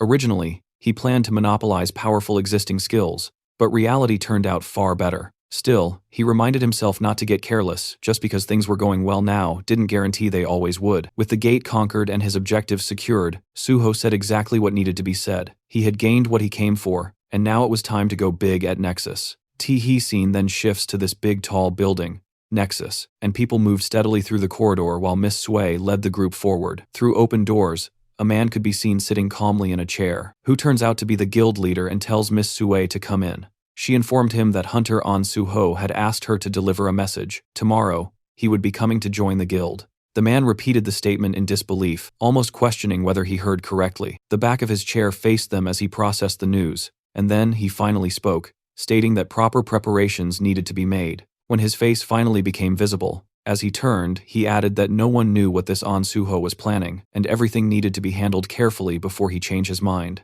Outside, tall buildings stretched toward the sky before the scene shifted inside an elegant, well-furnished room. Suho stood at the entrance, looking in, and found Jinhui sprawled across the couch, drooling in his sleep. Suho stared for a moment and finally asked why he was sleeping there. The reporter weakly sat up on the couch, explaining that Suho had conquered the Tower of Tests today, and even if temporarily, they were now living together, and to top it all off, Suho was his partner. While speaking, the young man clutched a bottle happily, declaring that such a milestone absolutely called for a celebration. He explained that when he returned home, Suho wasn't there, but he couldn't just ignore such a historic moment, so he started drinking by himself. Suho watched him for a moment, then remarked that handling everything at once must have been exhausting. He assured him that in the future, there would be plenty more reasons to celebrate. Still clutching the bottle, the drunken reporter blinked and asked if Suho was absolutely sure about that. Suho simply told him to relax, the future would reveal everything. Looking at the food laid out on the table, Suho asked the surprised and slightly tipsy reporter whether he still wanted another drink even at such a late hour. With a big, satisfied smile, Jinhui immediately agreed. Next to the plates of food sat a glass of wine, and Suho commented that he had tried the community app Jinhui recommended and found that it worked perfectly. He also added that he genuinely liked the apartment itself. While eating, Suho mentioned that he had read the reporter's blog and could tell the young man was doing quite well, leading him to assume that his companion must be incredibly wealthy. They continued drinking wine together, and with a cheerful tone, Jinhui explained that he wasn't just rich, he was the youngest son of a Chaebol family, meaning he couldn't simply be considered normally wealthy. Surprised, Suho asked if he truly belonged to a Chaebol family, then took another sip from his glass. Jinhui continued speaking, saying that since Suho had shared one secret, he wanted to share one of his own in return. He revealed that he was the youngest son of the president of the Daisen Company. Suho responded that if he was the president's son, then he was likely also the heir. But the reporter shook his head and explained that his father had many children from different women, and his own mother had been just a mistress, meaning he was merely an illegitimate son. He admitted he had never told anyone that, but since he would likely be working with Suho for a long time, he felt Suho should know everything. Suho looked at him with surprise and asked if that meant journalism was just a hobby for him. Jinhui answered that it was partially true, and he genuinely enjoyed the work. He added that his father gave him anything he wanted, yet he had no right to inheritance and no influence within the company. He had even been offered the opportunity to run a subsidiary company, but he refused, admitting openly that he was a good reporter but knew nothing about business. Suho lifted his glass again, remarking that at the very least, Jinhui was an excellent journalist. Smiling brightly, the reporter replied that it meant a lot to hear that, and confessed that he had never met a hunter like Suho before. Both men slowly stood up, and Jinhui suggested a toast for the two of them. Suho agreed without hesitation, and their glasses clinked lightly together.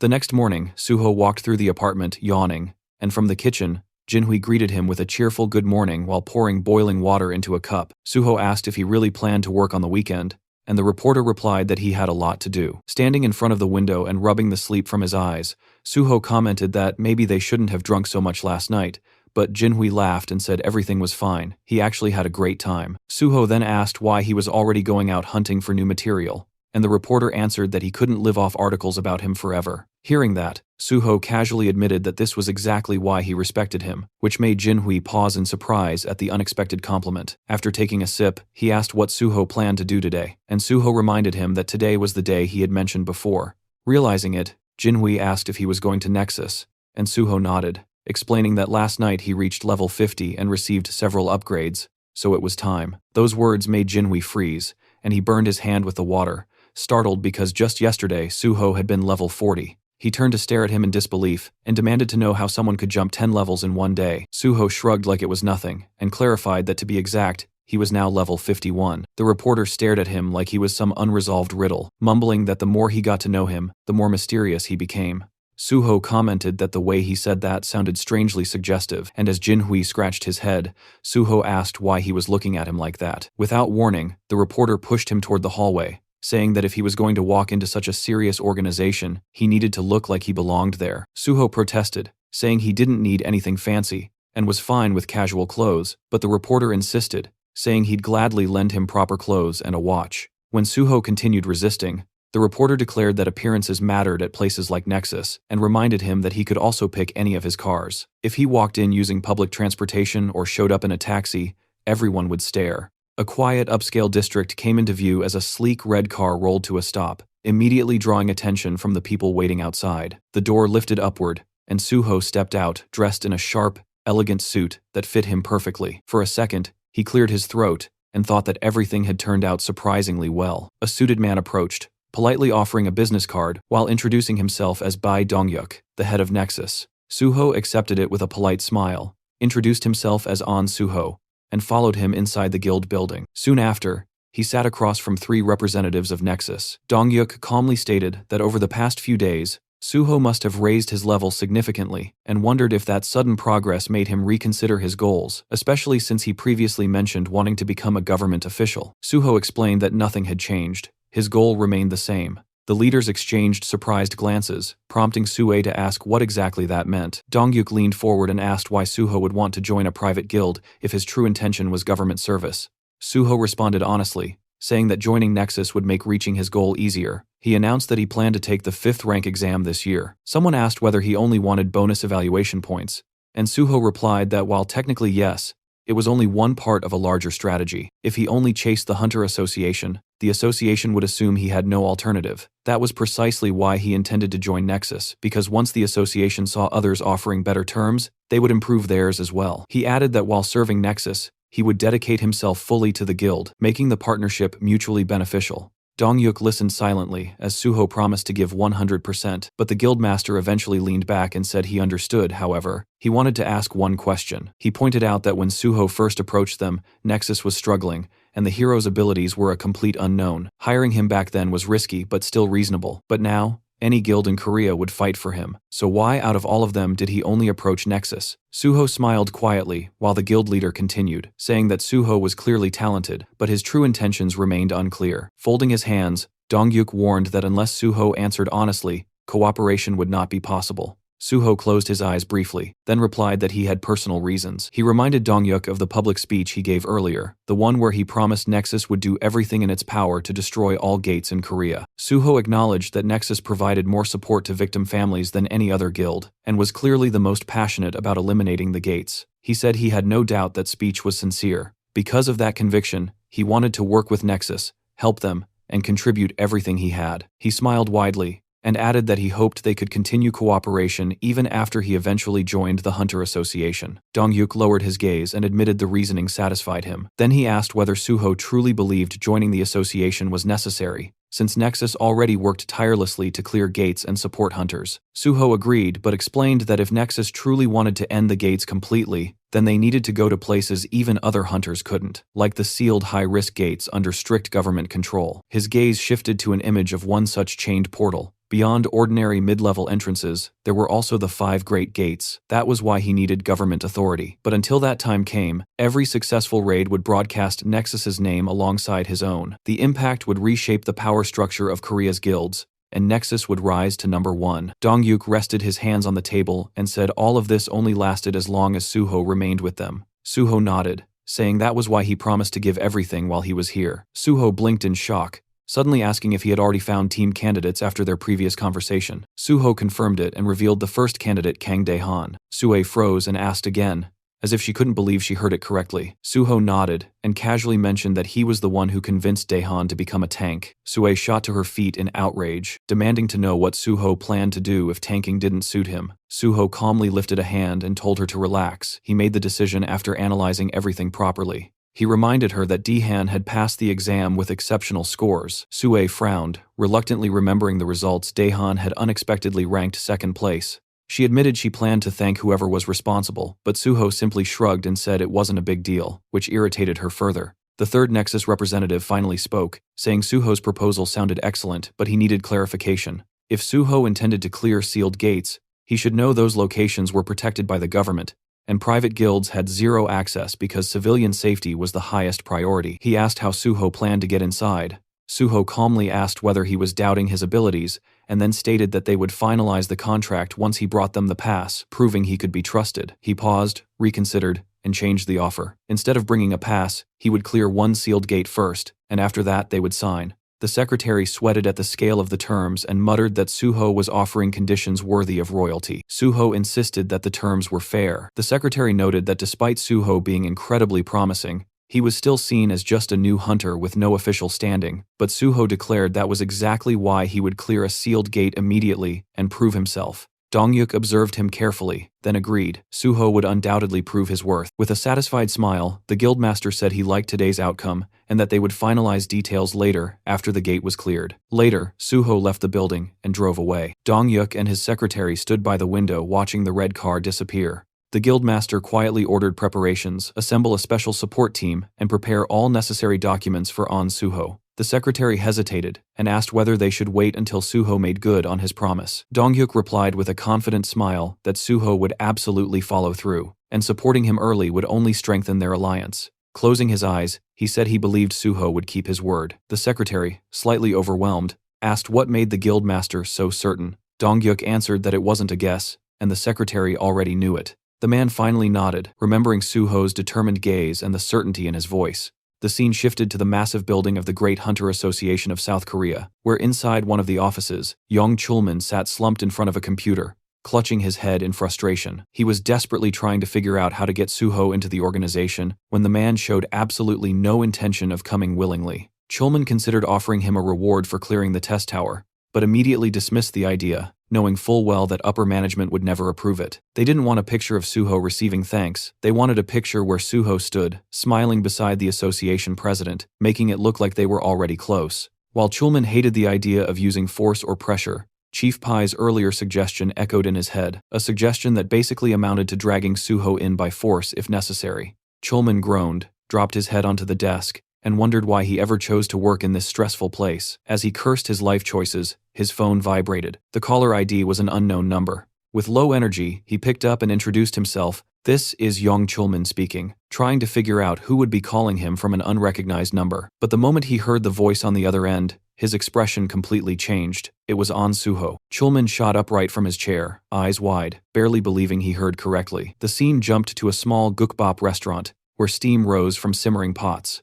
Suho and Chulman sat at a table facing each other. Suho commented that he hadn't visited this place in a long time, and noted that the restaurant served the best boiled pork. Chulman blinked and asked in surprise how Suho knew about this place. With a calm smile, Suho casually lied that he used to come here often back when he worked nearby. Chulman nodded slowly, accepting the explanation. He scooped soup into his spoon and admitted he never expected Suho to reach out first. Then he asked why Suho had changed his number. Suho explained that he had been receiving far too many calls, so he simply got a second number, and now Chulman could use that one instead. The civil servant nodded understandingly, and commented that Suho must be exhausted from all the unwanted attention. Lowering his gaze, Chulman thanked him sincerely for contacting him, admitting that he had nearly given up hope of ever seeing him again. Suho asked how he could think that, and picked up his chopsticks. Then he calmly asked whether the higher-ups were pressuring him, and whether they wanted Chulman to convince him to join the association. Caught off guard, Chulman stiffened and raised a hand to his face as if trying to shield his reaction. He nervously asked why Suho would assume that. Holding the chopsticks near his cheek, Suho explained that he found it odd that the association president suddenly requested a meeting after the tower clearing, because normally, no matter how difficult the gate, the association simply handled paperwork. They never actively tried to recruit someone. Speechless, Chulman stared downward with a nervous smile. Suho continued, saying that after thinking about it, he realized the executives only wanted to take photos for publicity. Hearing that, Chulman looked at him almost fearfully, but Suho reassured him that everything was fine. He just wished they had been straightforward about it, since there was nothing wrong with saying so. Chulman apologized, but Suho waved it off, saying there was no need. He had already understood the situation himself. In fact, he was even grateful to Chulman. The civil servant pointed to himself in confusion, unable to believe he heard that correctly. Suho continued, explaining that situations like this often involved blackmail or even force, yet Chulman handled everything professionally. Rubbing the back of his neck with embarrassment, Chulman admitted that it still felt wrong. Suho then casually mentioned that he had decided to visit the association. Chulman froze mid-motion and asked if he was serious. Suho continued eating comfortably and confirmed it, explaining that he wanted to thank Chulman and felt that meeting the association executives could actually be beneficial. Chulman nodded slowly, agreeing that it truly could be. Suho asked when he should visit the association. Chulman suggested discussing it after finishing their food, but halfway through speaking, realization struck him, and he shot up from his seat, eyes shining with excitement. With sudden determination, he declared he would arrange a meeting immediately. Sometime later, the duo arrived at the building of the Korean Hunters Association. Suho posed for a photo beside the president of the organization. Jang Kyung-won smiled for the camera and then told Suho he was glad to finally meet him. He commented that Suho must be extremely busy, so he truly appreciated that he accepted the invitation. The vice president, Park Kyuman, added that it wasn't every day someone got to meet such a promising newcomer. Suho smiled politely and replied that meeting the leaders of the association was a great honor. Behind that expression, however, he could barely tolerate the sight of these people. It had been a while since he last saw them, but disgust immediately resurfaced. Kyungwon asked if Suho truly intended to join the Korean Hunters Association. Narrowing his eyes slightly, Suho answered that it was his dream, exactly what he said during the interview before the exam. The president asked why. With his gaze lowered, Suho explained that he became an orphan due to a gate outbreak, and he wanted to eliminate portals as soon as possible to protect humanity. But in his mind, Suho reminded himself that this was only one reason. The other was to prevent the president and his lackeys from destroying the association from within. Kyungwon cheerfully praised Suho for his noble intentions, while Suho silently noted that this man would cling to his position until the very last moment, right up until he was shoved out. He couldn't wait to see what expression this old pig would make when that day finally arrived. And Kyungwon wasn't the only problem infesting the association. Then Park Kyuman spoke again, claiming Suho really knew how to make a good impression.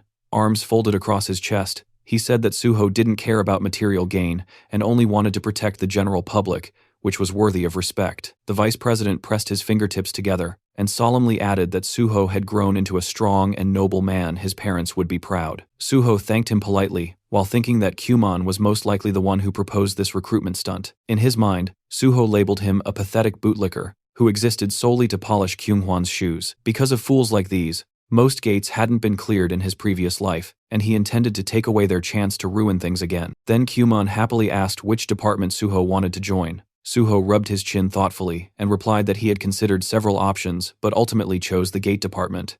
Chulman froze in shock, while the vice president asked why. Suho calmly explained that unlike private guilds, the association had direct access to gates, handled the initial inspections, and could participate in raids.